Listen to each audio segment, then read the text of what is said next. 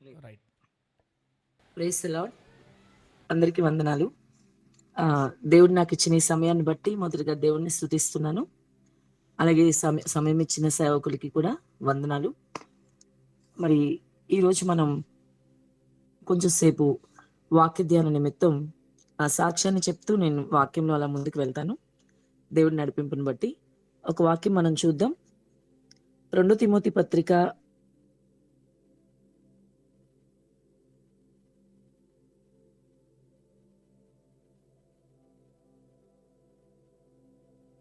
'పోరాడితిని, నా పరుగు కడముట్టించితిని, విశ్వాసమును కాపాడుకుంటుని.' ఇక్కడ అపొస్తలుడైన పౌలు తిమోతికి రాస్తూ మంచి మాటలు ఉన్నాయి. ఇక్కడ 3 విషయాలు అక్కడ చెప్తున్నాడు. మంచి పోరాటము పోరాడితిని, నా పరుగు కడముట్టించితిని, విశ్వాసమును కాపాడుకుంటుని.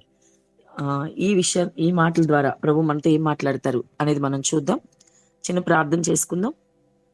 మహాపరిశుద్ర మహాగండ స్తోత్రాలయ తండ్రి దేవ, ఈ మధ్యాహ్న కాల సమయంలో ఈ విధంగా నాకు ఇచ్చిన అవకాశాన్ని బట్టి మీకు స్తోత్రాలు తండ్రి. నేనేంటో మీకు అన్ని తెలుసు ప్రభా, అల్పురాల్ని అయా, జ్ఞానం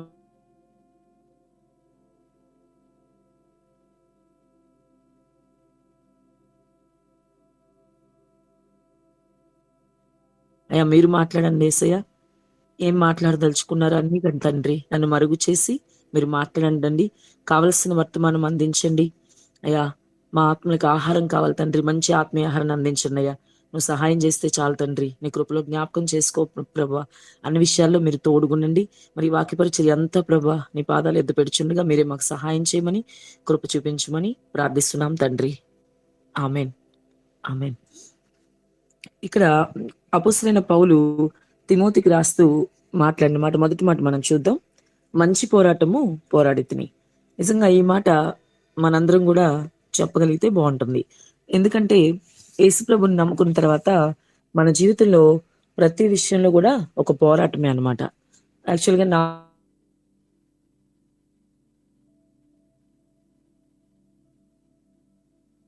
నా లైఫ్ అంతా ఎలా చేంజ్ అయిపోయింది అనేది నాకు తెలుసు. ఇక ఆ తర్వాత అంతా ఎలా ఉంటదంటే ఒక పోరాటమే అనమాట.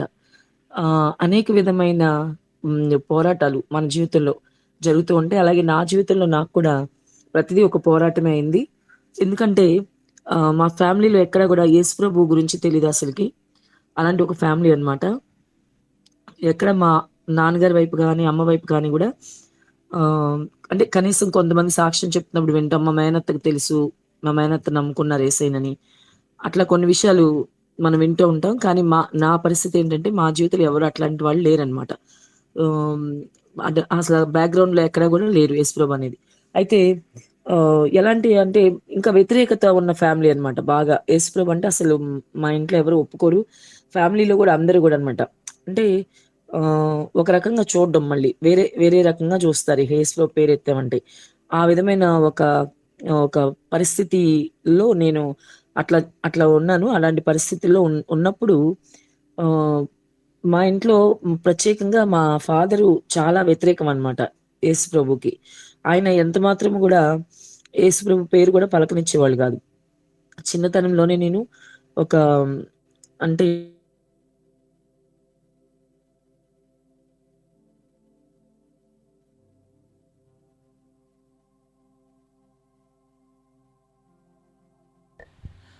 లేదన్నట్లుగా అక్కడ కూడా వాళ్ళు ఈ యేసుప్రభు పాటలు పాడి నేర్పించేవాళ్ళు అనమాట. నేర్చినప్పుడు నేను అంత చిన్న వయసులో కూడా యేసుప్రభు పాటలు పాడడానికి ఇష్టపడేదాన్ని.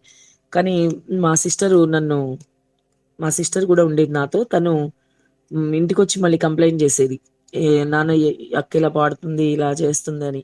అంత చిన్న వయసులో కూడా మా నాన్నగారు దాన్ని ఒప్పుకునేవాళ్ళు కాదు. ఏం పాటలు పాడుతున్నావు ఏంటి నువ్వు, ఈ పాటలు పాడకూడదని సినిమా పాటలు పాడిచ్చేవాళ్ళు నాతోటి. సినిమా పాటలు పాడాలి, ఈ పాటలు పాడకూడదని. అంత వ్యతిరేకమైన పరిస్థితులు అనమాట. ఆ ఒక్క సంవత్సరమే నేను ఆ స్కూల్లో ఉంది. తర్వాత నెక్స్ట్ ఇయర్ నుంచి మళ్ళీ వేరే స్కూల్ చేంజ్ చేస్తారు. కారణం కూడా ఒకటి ఇది అయి ఉండొచ్చు. ఇలాంటి స్కూల్లో అయితే మళ్ళీ పిల్లలకి ఇలా నేర్పిస్తారు అనే ఉద్దేశంతో కూడా అయి ఉండొచ్చు. మా నాన్నగారు అక్కడ నుంచి షిఫ్ట్ చేశారు.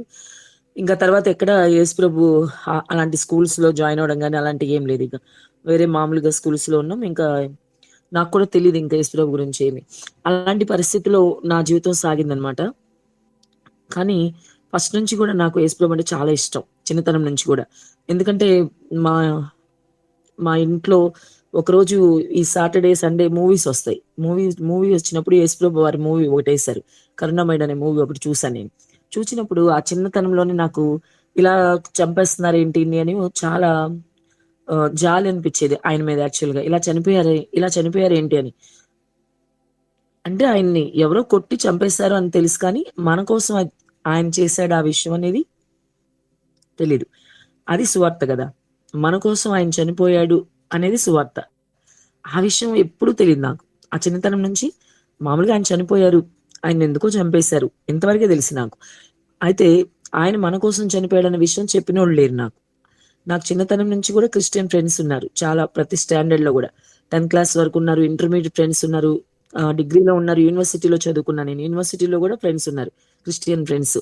అలాగే నేను నెక్స్ట్ కాలేజ్‌లో జాయిన్ అయినప్పుడు అక్కడ కొలీగ్స్ నేను లెక్చరర్‌గా జాయిన్ అయినప్పుడు అక్కడ కొలీగ్స్ గూడా ఉన్నారు నాకు. క్రిస్టియన్స్. కానీ ఎవ్వరు గూడా ఒక్కరు గూడా చెప్పలేదు నాకు. ఈయన ఇలా చనిపోయింది మన కోసమే. మన పాపాల నిమిత్తం ఆయన అలా చనిపోయాడన్న విషయం నాకస్సలు తెలియనే తెలీదు. అయితే ఇలాంటి పరిస్థితి అన్నమాట మాది. అయితే దేవుడు మాత్రం తన మహాకృపను బట్టి నా పక్షంగా ఉన్నారు.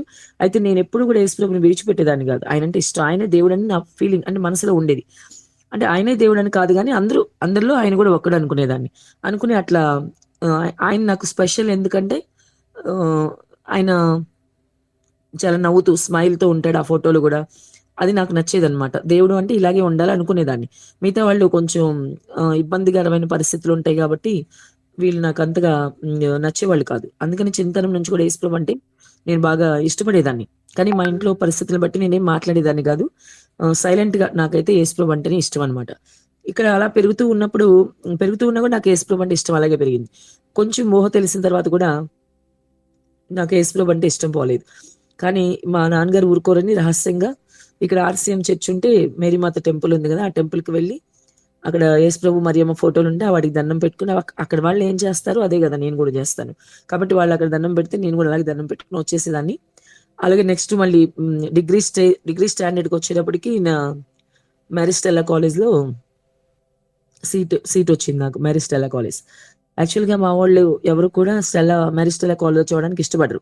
ఎందుకంటే అందరూ సిద్ధార్థ కాలేజ్ ప్రిఫర్ చేస్తారు. ఎందుకంటే సిద్ధార్థ కాలేజ్‌లో మా వాళ్ళకి ప్రయారిటీ ఇస్తారు బాగా. అక్కడుండి ఆ ప్రయారిటీని కోరుకుంటారన్నమాట వీళ్ళు. ఎందుకంటే ఫస్ట్ నుంచి క్యాస్ట్ ఫీలింగ్ ఉంది బాగా. ఫ్యామిలీ మొత్తానికి ఉంది. ఇప్పటికి కూడా ఉంది. ఫ్యామిలీ మొత్తంలో అదే ఆ ఫీలింగ్ ఉంది అందరికి గూడా. అలాంటి ఒక భయంకరమైన క్యాస్ట్ ఫీలింగ్‌తో చిన్నతనం నుంచి పెంచారు. నన్ను గూడా అలాగే పెంచారు. కానీ నేనెప్పుడు గూడా దేవుడి కృప ఏంటంటే ఏ రోజు కూడా క్యాస్ట్‌కి అసలు ఇంపార్టెన్స్ ఇచ్చేదాన్ని గాదు నేను. ఎందుకో నాకు తెలీదు. చిన్నతనం నుంచి వీళ్ళు చాలా గొప్పగా దాన్ని చెప్పుకున్నా గాని నేనెప్పుడు చెప్పుకోవడానికి ఇష్టపడేదాన్ని గాదు. ఎందుకో తెలీదు దేవుడి కృప అది. ఎందుకంటే మరి అంత బాగా ఎక్కువ క్యాస్ట్ ఫీలింగ్ ఉంటదనమాట. మా నాన్నగారు కనీసం ఇంట్లో మూవీ పెట్టినా గూడా మేము ఈ ఈ ఈ ఎన్టీఆర్ మూవీసో లేకపోతే ఇలాంటివే చూడాలి. ఇలాంటి మూవీసే చూపిచ్చేవాళ్ళు. కనీసం ఇంట్లో పేపర్ గూడా మాకు ఈనాడు పేపరే రావాలని అట్లాంటి ఒక చాలా క్యాస్ట్‌కి బాగా ఇంపార్టెన్స్ ఇచ్చే ఫ్యామిలీ అన్నమాట. ఆహ్, టీడీపీకే మేము ఓటేయాలి. అది అది నేర్పిచ్చారు చిన్నతనం నుంచి. ఇగో మనోళ్ళు ఈళ్ళు, మనము అలా అన్నమాట. అలాంటి అట్మాస్ఫియర్ అన్నమాట. మొత్తం మా నాన్నగారు బాగా అంటే మా వాళ్ళందరూ ఆల్‌మోస్ట్ అలాగే ఉంటారు. పిల్లలతో సహా అన్నమాట. కాబట్టి ఇలాంటివి పరిస్థితిలో అందరూ సిద్ధార్థ కాలేజ్‌లో సీట్ రావాలని కోరుకున్నారు. కానీ నేననుకో సిద్ధార్థ నాకెందుకో మొదటి నుంచి నచ్చేది గాదు. ఇదంతా చదువుకునే అట్మాస్ఫియర్ కనిపించట్లేదు. వీళ్ళంతా క్యాస్ట్ ఫీలింగ్‌తో ఉన్నారని నాకు ఫీలింగ్ ఉండేది. సో, అప్పుడు మేరీ స్టెల్లా కాలేజ్‌లో నాకు సీటొచ్చింది. చాలా సంతోషపడ్డాను నేను. ఎందుకంటే అక్కడ యేసుప్రభు వారి కాలేజ్ కదా! అని ఒక ఫీలింగ్ అన్నమాట నాకు. సో, ఆ విధంగా కాలేజ్‌లో జాయిన్ అయ్యాక 3 ఇయర్స్ నేనక్కడున్నాను. 3 ఇయర్స్ చదువుకున్నప్పుడు గూడా మాకు డయాస్ మీద అంతా గూడా యేసుప్రభు వారు ఫోటోస్ పెట్టేవాళ్ళక్కడ. ఎందుకంటే ఆర్‌సీఎం బ్యాక్‌గ్రౌండ్ అదంతా గూడా. పక్కనే జీవన్ ధార బుక్ స్టాల్ ఉండేది. ప్లస్ ఆర్‌సీఎం చర్చి, ప్లస్ పక్కనే మెరిస్టెల్లా కాలేజ్ అన్నమాట. ఇదంతా గూడా నాకు చాలా నచ్చేది. ఈ అట్మాస్ఫియర్ అంతా గూడా. సో, అందుకని ఆ 3 ఇయర్స్ కాలేజ్‌లో ఉన్నప్పుడు గూడా ఎక్కువగా మాకు డయాస్ పెట్టేవాళ్ళు. డయాస్ మీద మేడమ్ ఉండేవాళ్ళు. కింద మేము ఉండేవాళ్ళం. పైన ఫోటో ఉంటది. యేసుప్రభు వారి ఒక సిలువ వేసిన ఫోటో అన్నమాట. అది నాకు ఎక్కువ నచ్చేది. ఎందుకో తెలీదు గానీ. ఎక్కువగా నేను ఆయనతో కనెక్ట్ అవ్వడం, మాట్లాడినట్లుగా ఫోటో పెట్టుకొని. ఎందుకంటే నాకు తెలీదు గదా! ఇదంతా గూడా ఫోటోతో కనెక్షన్ నాకెప్పుడు గూడా యేసుప్రభు వారి ఫోటోతో. సో, నాకాయన ఒక మంచి ఫ్రెండ్ అన్నమాట అప్పటి నుంచి గూడా. ఇది నాకు ఏదన్నా సరే ఎవరితో చెప్పకపోవడం, ఆయనతో మాట్లాడుకోవడం, ఏదన్నా సరే ఆయనతో షేర్ చేసుకోవడం. ఇంక మేడం లెసన్ చెప్తున్నా పెద్దగా వినేదాన్ని కాదు. ఎందుకంటే మాకు ట్యూషన్స్ ఉండేవి. వాటిలో చదువుకొని మంచి మార్కులొచ్చేయి. ఎప్పుడు ఫస్ట్ క్లాస్ స్టూడెంట్ నేను. కానీ 100కి 100 మార్క్స్ వచ్చేయి. మంచిగా చదువుకునేదాన్ని. ఫస్ట్ బెంచ్ అనమాట. ఏం మాట్లాడకుండా సైలెంట్‌గా ఉండే టైప్ మనం. సైలెంట్‌గా ఉండడం, బాగా చదవడం, కాంపిటీషన్‌గా చదవడం, ఫస్ట్ క్లాస్ ఫస్ట్ మార్క్ రావాలి అని ఆ ఇదిలో ఎక్కువ ఉండేదాన్ని. కానీ ఎక్కువ ఈ లెసన్స్ మాత్రం ఎక్కువ వినేదాన్ని కాదు. ఎందుకంటే ట్యూషన్ ఉంటది కాబట్టి చదివేసుకుంటాం, ఇబ్బంది లేదని. ఈ ఫోటోకి కనెక్షన్ నాకు బాగా. ఎందుకో తెలీదు.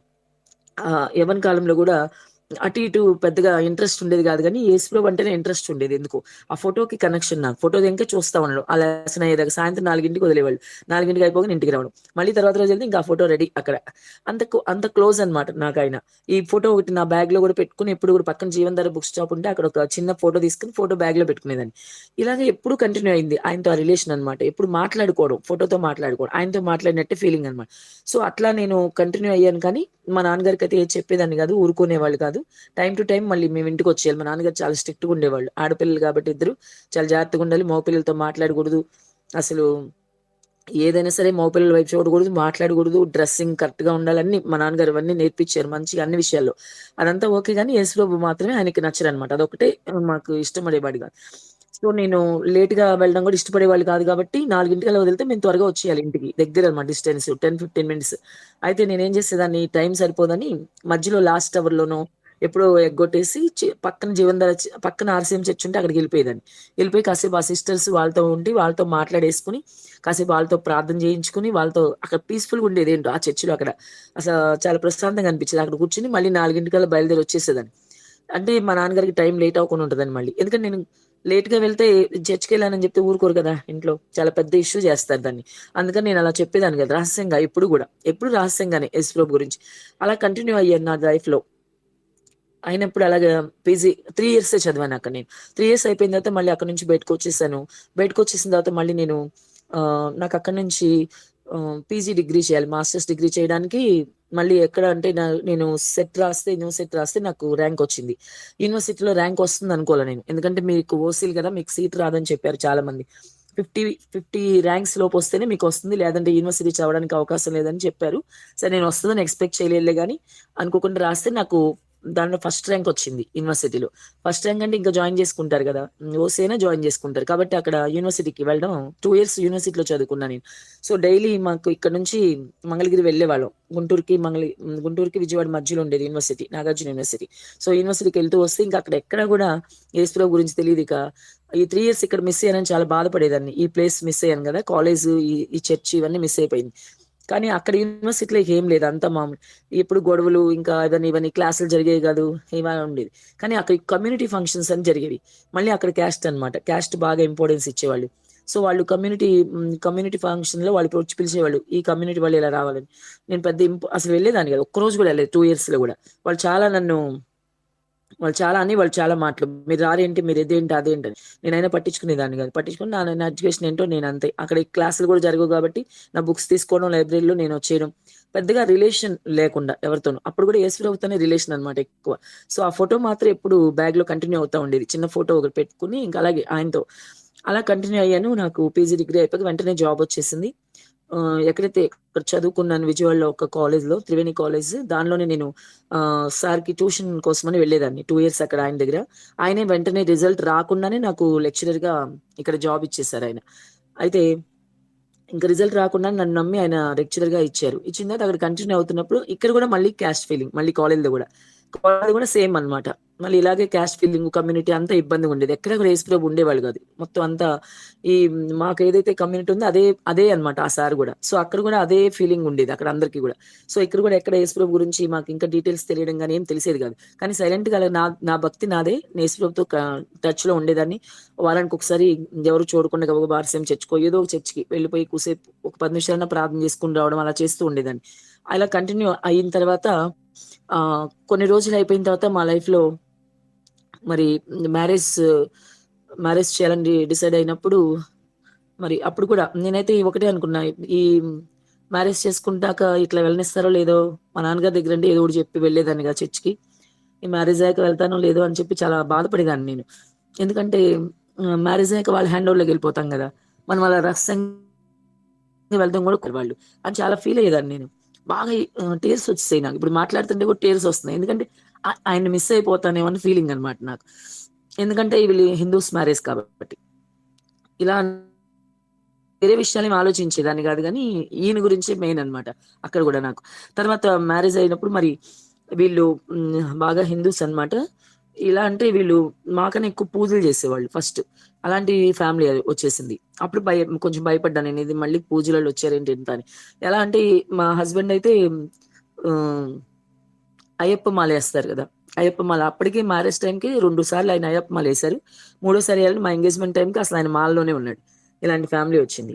సో, నా భయానికి తగ్గట్టుగా మళ్ళీ ఇట్లా వచ్చింది ఏంటా అని అనుకునేదాన్ని మనసులో. సో, ఏదైనా మనం అడిగి చూద్దాంలే అనుకుని అడ్జస్ట్ అయిపోయాం. తర్వాత మ్యారేజ్ అయిన తర్వాత మా అత్తగారోళ్ళు కూడా బాగా పూజలు, సోమవారం ఒక దేవుడు, మంగళవారం ఒక దేవుడు అట్లాగనమాట. మొత్తం వారం రోజులు చేసేసేవాళ్ళనమాట. చాలా బాగా ఎక్కువ పూజ.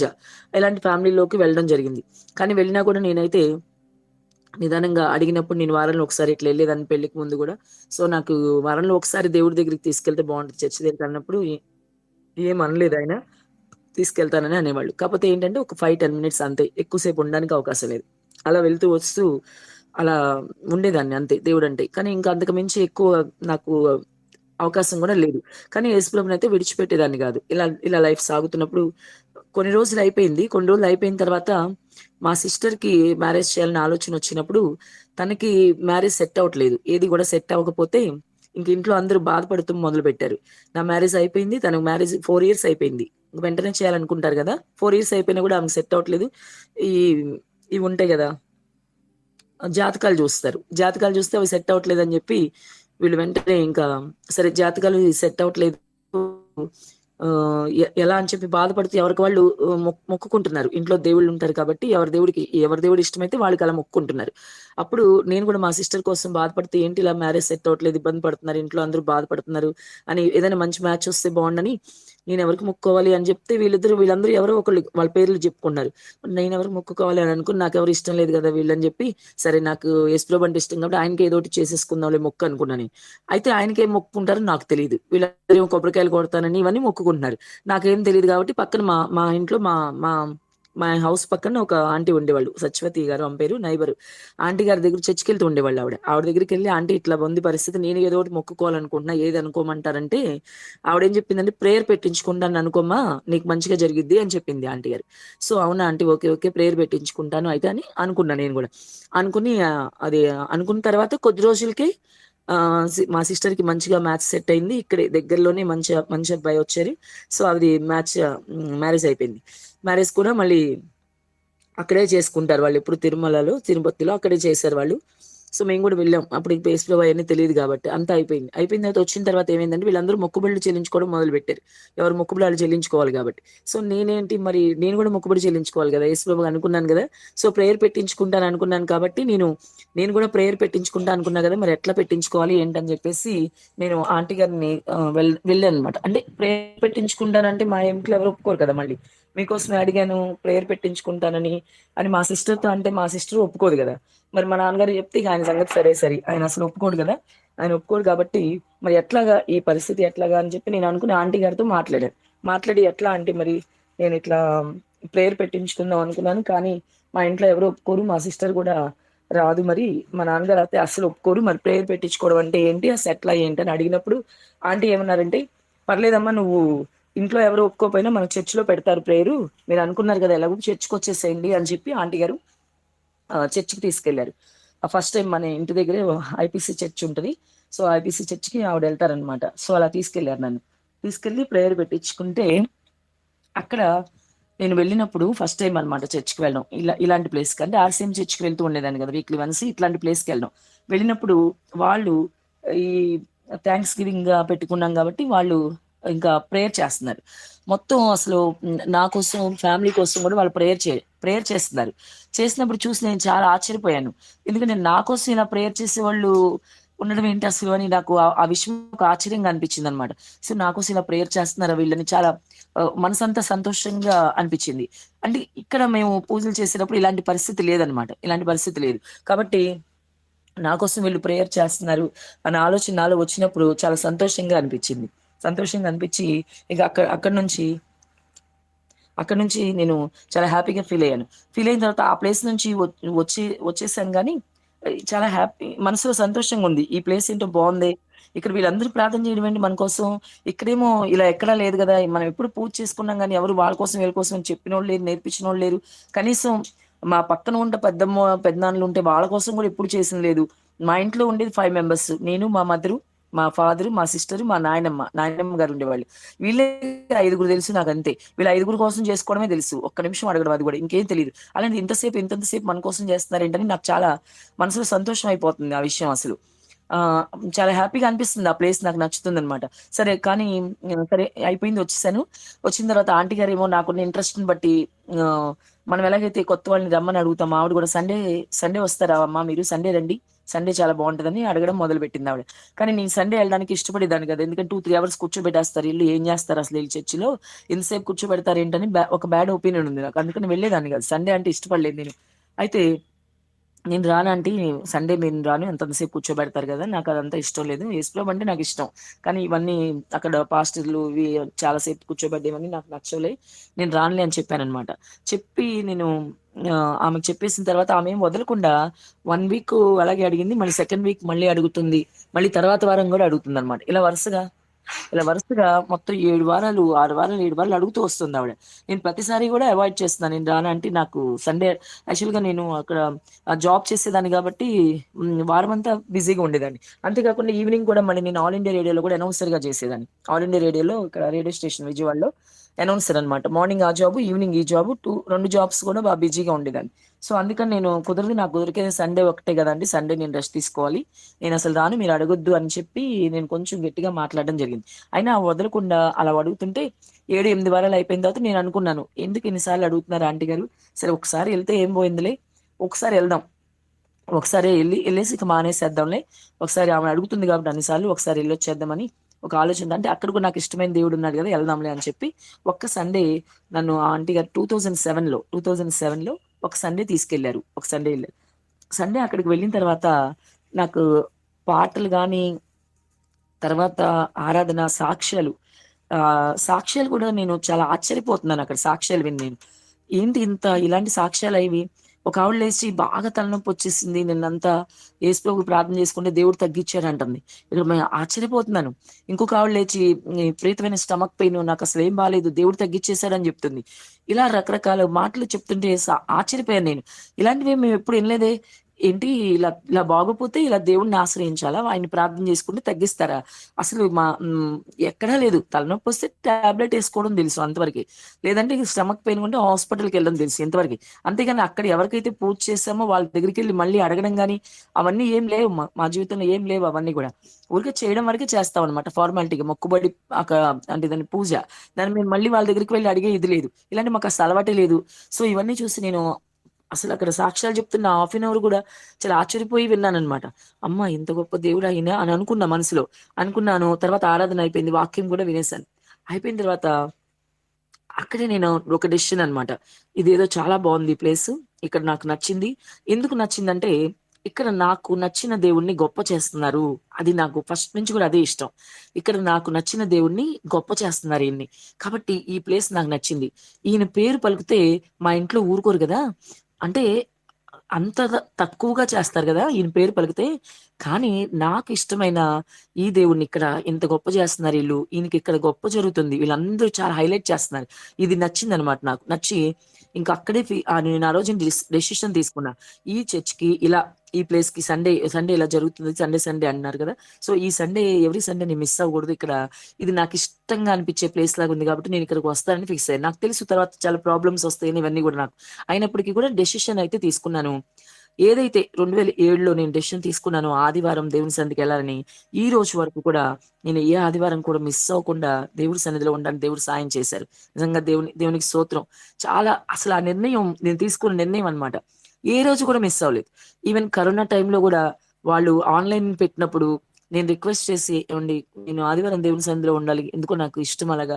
కాబట్టి కొంచెం మిమ్మల్ని ఎవరిని ఇబ్బంది పెట్టను గానీ కాస్త ఆ మూలన కూర్చొనిస్తారా నన్ను?" అని జెప్పి వాళ్ళు ఆన్‌లైన్ మీటింగ్ పెట్టుకున్నా సరే అప్పటికింకా నేను సేవ అదేం లేదు కదా! మామూలుగా ఉన్నాను. విశ్వాసే. కాబట్టి నేను కంపల్సరీగా అడగాలి దేవుని సన్నిధిలోనని ఆ పాస్టర్ గారిని రిక్వెస్ట్ చేసుకొనైనా ఒక మూల కూర్చునేదాన్ని వెళ్లి. వీళ్ళు ఈ కెమెరా అంతా కనిపిస్తది గదా! మళ్ళా దానిలో కనిపిస్తే మళ్ళీ చుట్టూ చూసిన వాళ్ళు వీళ్ళు ఎందుకు అలౌ చేశారు ఆవిడని అంటారేమోనని నేనలా అలా ప్లాన్ చేసుకొని అడిగి రిక్వెస్ట్ చేసుకొని ఒక మూలైన కూర్చుకొని దేవుని సన్నిధిలో దేవుని స్తుతించుకొని ఎళ్ళిపోయేదాన్ని. అంత ఇష్టం అన్నమాట దేవుడంటే. ఆ సండే మిస్ అవ్వకూడదండి. నా కాన్సెప్ట్ సండే మిస్ అవ్వకూడదు. దేవుని సన్నిధిలో ఉండాలి. ఏం జరిగినా సరే. అలాగే జాబ్‌కెళ్తున్నప్పుడు గూడా జాబ్‌లో గూడా కొద్దిసార్లు సండే మేము ఆహ్, ఈ లెక్చరర్ కాబట్టి మాకు ఇన్విజిలేషన్స్ ఎసేవాళ్ళు.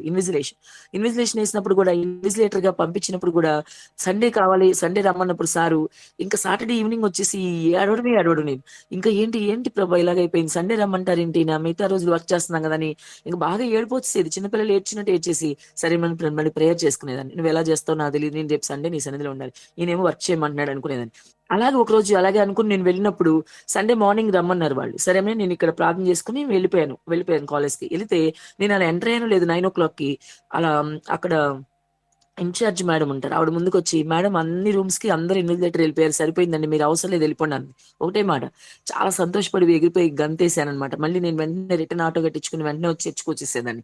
అంటే బాగా ఇష్టం దేవుడంటే. ఆ సండే నేను మిస్ అవ్వకూడదు. దేవుడంటే అంతగా ఇష్టపడేదాన్ని నేను. అలా ఇప్పటికి కూడా అలా దేవుడు నాకు సహాయం చేస్తూ వచ్చారు ఆసక్తిని బట్టి. అంటే మనకి ఉన్న ఆసక్తిని బట్టి దేవుడు సహాయం చేస్తూ వస్తారు.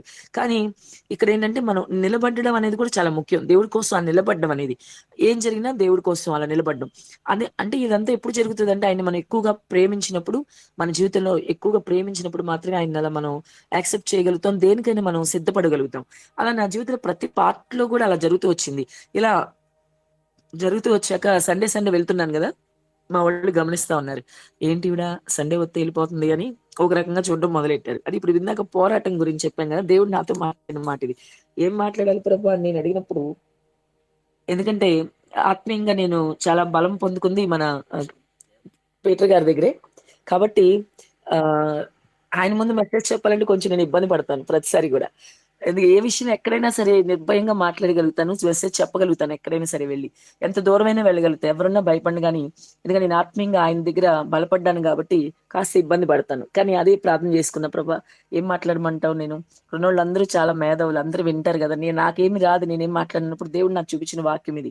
ఎందుకంటే మంచి పోరాటము పోరాడితిని. ఎందుకంటే నా లైఫ్‌లో నాకు అప్లై అయ్యే విషయం ఇది. సాక్ష్యముతో కలిపి చెప్పాలి గాబట్టి నా లైఫ్‌లో ఇది నాకు అప్లై అవుద్ది. ఈ రోజుకి ఈవెన్ టుడే ఆల్సో అది నాకు అప్లై అవుతుంది పోరాటం అనేది. కాబట్టి అలా నేను పోరాడుతూనే వచ్చాననమాట. ఫస్ట్ నుంచి గూడా యేసుప్రభు కోసం సింగిల్‌గా అన్నమాట పోరాటం నాది. ఇప్పుడు గూడా సింగిలే. అలా ఒంటరిగా పోరాడుతూ వచ్చాననమాట. అలా నేను వచ్చినప్పుడు ఈ పోరాడుతూ ఉన్నప్పుడు మా ఇంట్లో అందరూ గమనించి చర్చ్‌కెళ్ళడం మొదలుపెట్టాక గుసగుసలాడుకోవడం ఇంకా వేరేగా మాట్లాడడం, వేరేగా చూడడం నన్ను ఈ ముసుగేసుకుంటాం గదా! దీని గురించి ఇంకా రకరకాల మాటలొస్తున్నాయి. సరే నేనేం పట్టించుకోలేదు. సరే నిజంగా సీరియస్‌గా మన దాకా వచ్చినప్పుడు అడిగినప్పుడు చూద్దాంలే అన్నట్లుగా ఏం పట్టించుకోకుండా వెళ్ళిపోయేదాన్ని నేను. అలా జరుగుతూ ఉన్నప్పుడు కొద్ది రోజులయ్యాక 2007లో నేను ఎళ్ళాను చర్చ్‌లోకి. 2008లో ఒకరోజు నేను మా ఇంట్లో ఉన్నప్పుడే దేవుడు నాతో మాట్లాడడం మొదలుపెట్టారు. నేనేమనుకునేదాన్నంటే చర్చ్‌కెళ్తాను దేవుడంటే ఇష్టం గానీ బాప్తిజం మాత్రం ఎప్పుడు తీసుకోకూడదు. ఎందుకంటే ఈ బాప్టిజం తీసుకున్నప్పుడు నాకు నచ్చేది కాదు ఆ కాన్సెప్ట్. బాప్తిజం అనే కాన్సెప్ట్. ఎందుకంటే నాకు ఫస్ట్ నుంచి వాటర్ అంటే భయం. వాటర్ అంటే భయం నాకు. ఇక్కడ కూడా మేము చిన్నప్పటి నుంచి గూడా ఇక్కడ రివర్ ఉంటది గదా! కృష్ణా రివర్ ఉంటది. ఆహ్, వాళ్ళేం జేస్తారంటే మా వోళ్ళంతా తిరుపతి వెళ్లి రావడం, ఇక్కడ మళ్ళీ ఈ కనకదుర్గమ్మ గుడి ఉంటది. గుడిలో మళ్ళీ పూజ చేయడానికి వెళ్ళినప్పుడు మధ్యలో ఇక్కడ స్నానం జేయాలి. కృష్ణా నదిలో స్నానం జేసి మళ్ళీ గుడికెళ్ళాలి. ఇది కాన్సెప్ట్. సరే నేనేం చేసేదానంటే ఆ తిరుమల నుంచి వచ్చాక ఈ కృష్ణా నదిలో ఎవరు దిగుతారులే, నాకు వాటర్ అంటే భయం ఒకటి, రెండోది అంతా డస్ట్ ఉంటది కదా! ఎందుకమ్మా నేను ఇంటికెళ్ళి స్నానం చేసొస్తాను దగ్గరే కాబట్టి ఇంటికొచ్చి స్నానం చేసి మళ్ళీ గుడికెళ్ళేదాన్ని. నేను ఒక్కదాన్నే ఆ పని చేసేదాన్ని. మిగతా వాళ్ళందరూ ఇది నువ్వు చేసేది అంతా వ్యతిరేకం అనేవాళ్ళు నన్ను. అయినా నేను పట్టించుకోకుండా అలా చేసేదాన్ని. వాటర్ అంటే ఫస్ట్ ఆఫ్ ఆల్ నాకు భయమనమాట. సో, ఈ బాప్సం తీసుకోవాలంటే వాటర్‌లో మునగాలి ఒక కాన్సెప్టు. రెండోదేంటంటే చుట్టూ అంతా నుంచొని చూస్తా ఉంటే ఆ వాటర్‌లో మునగంటే కొంచెం సిగ్గనిపిచ్చేది నాకు.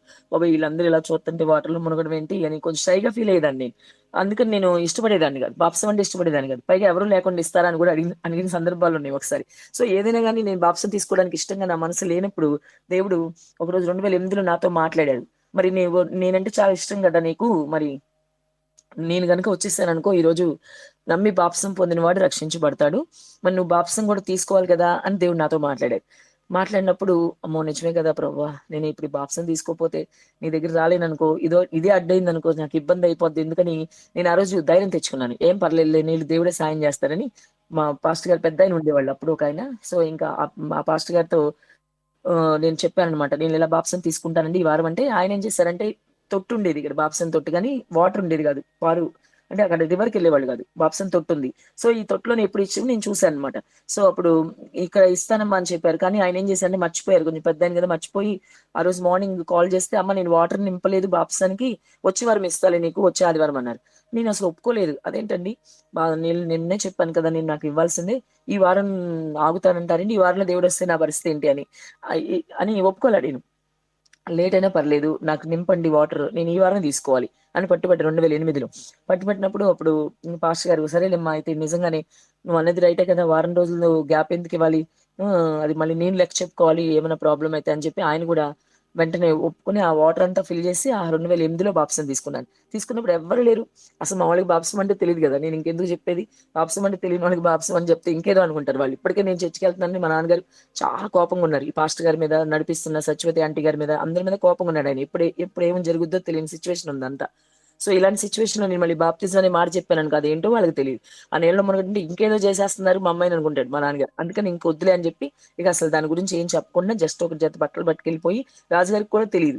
ఎందుకంటే ఈయన కూడా ఇంకా ఆత్మీయ లోతు లేదు. వస్తా ఉన్నారు చర్చికి నాతో పాటు అప్పుడప్పుడు వచ్చేవాళ్ళు గానీ పెద్దగా దేవుడి మీద ఇది లేదు. సో, అలాంటి ఆయనకి చెప్తే మళ్ళీ ఆయనేమనుకుంటాడో అని చెప్పి ఎవరితో చెప్పలేదు ఇక నేను.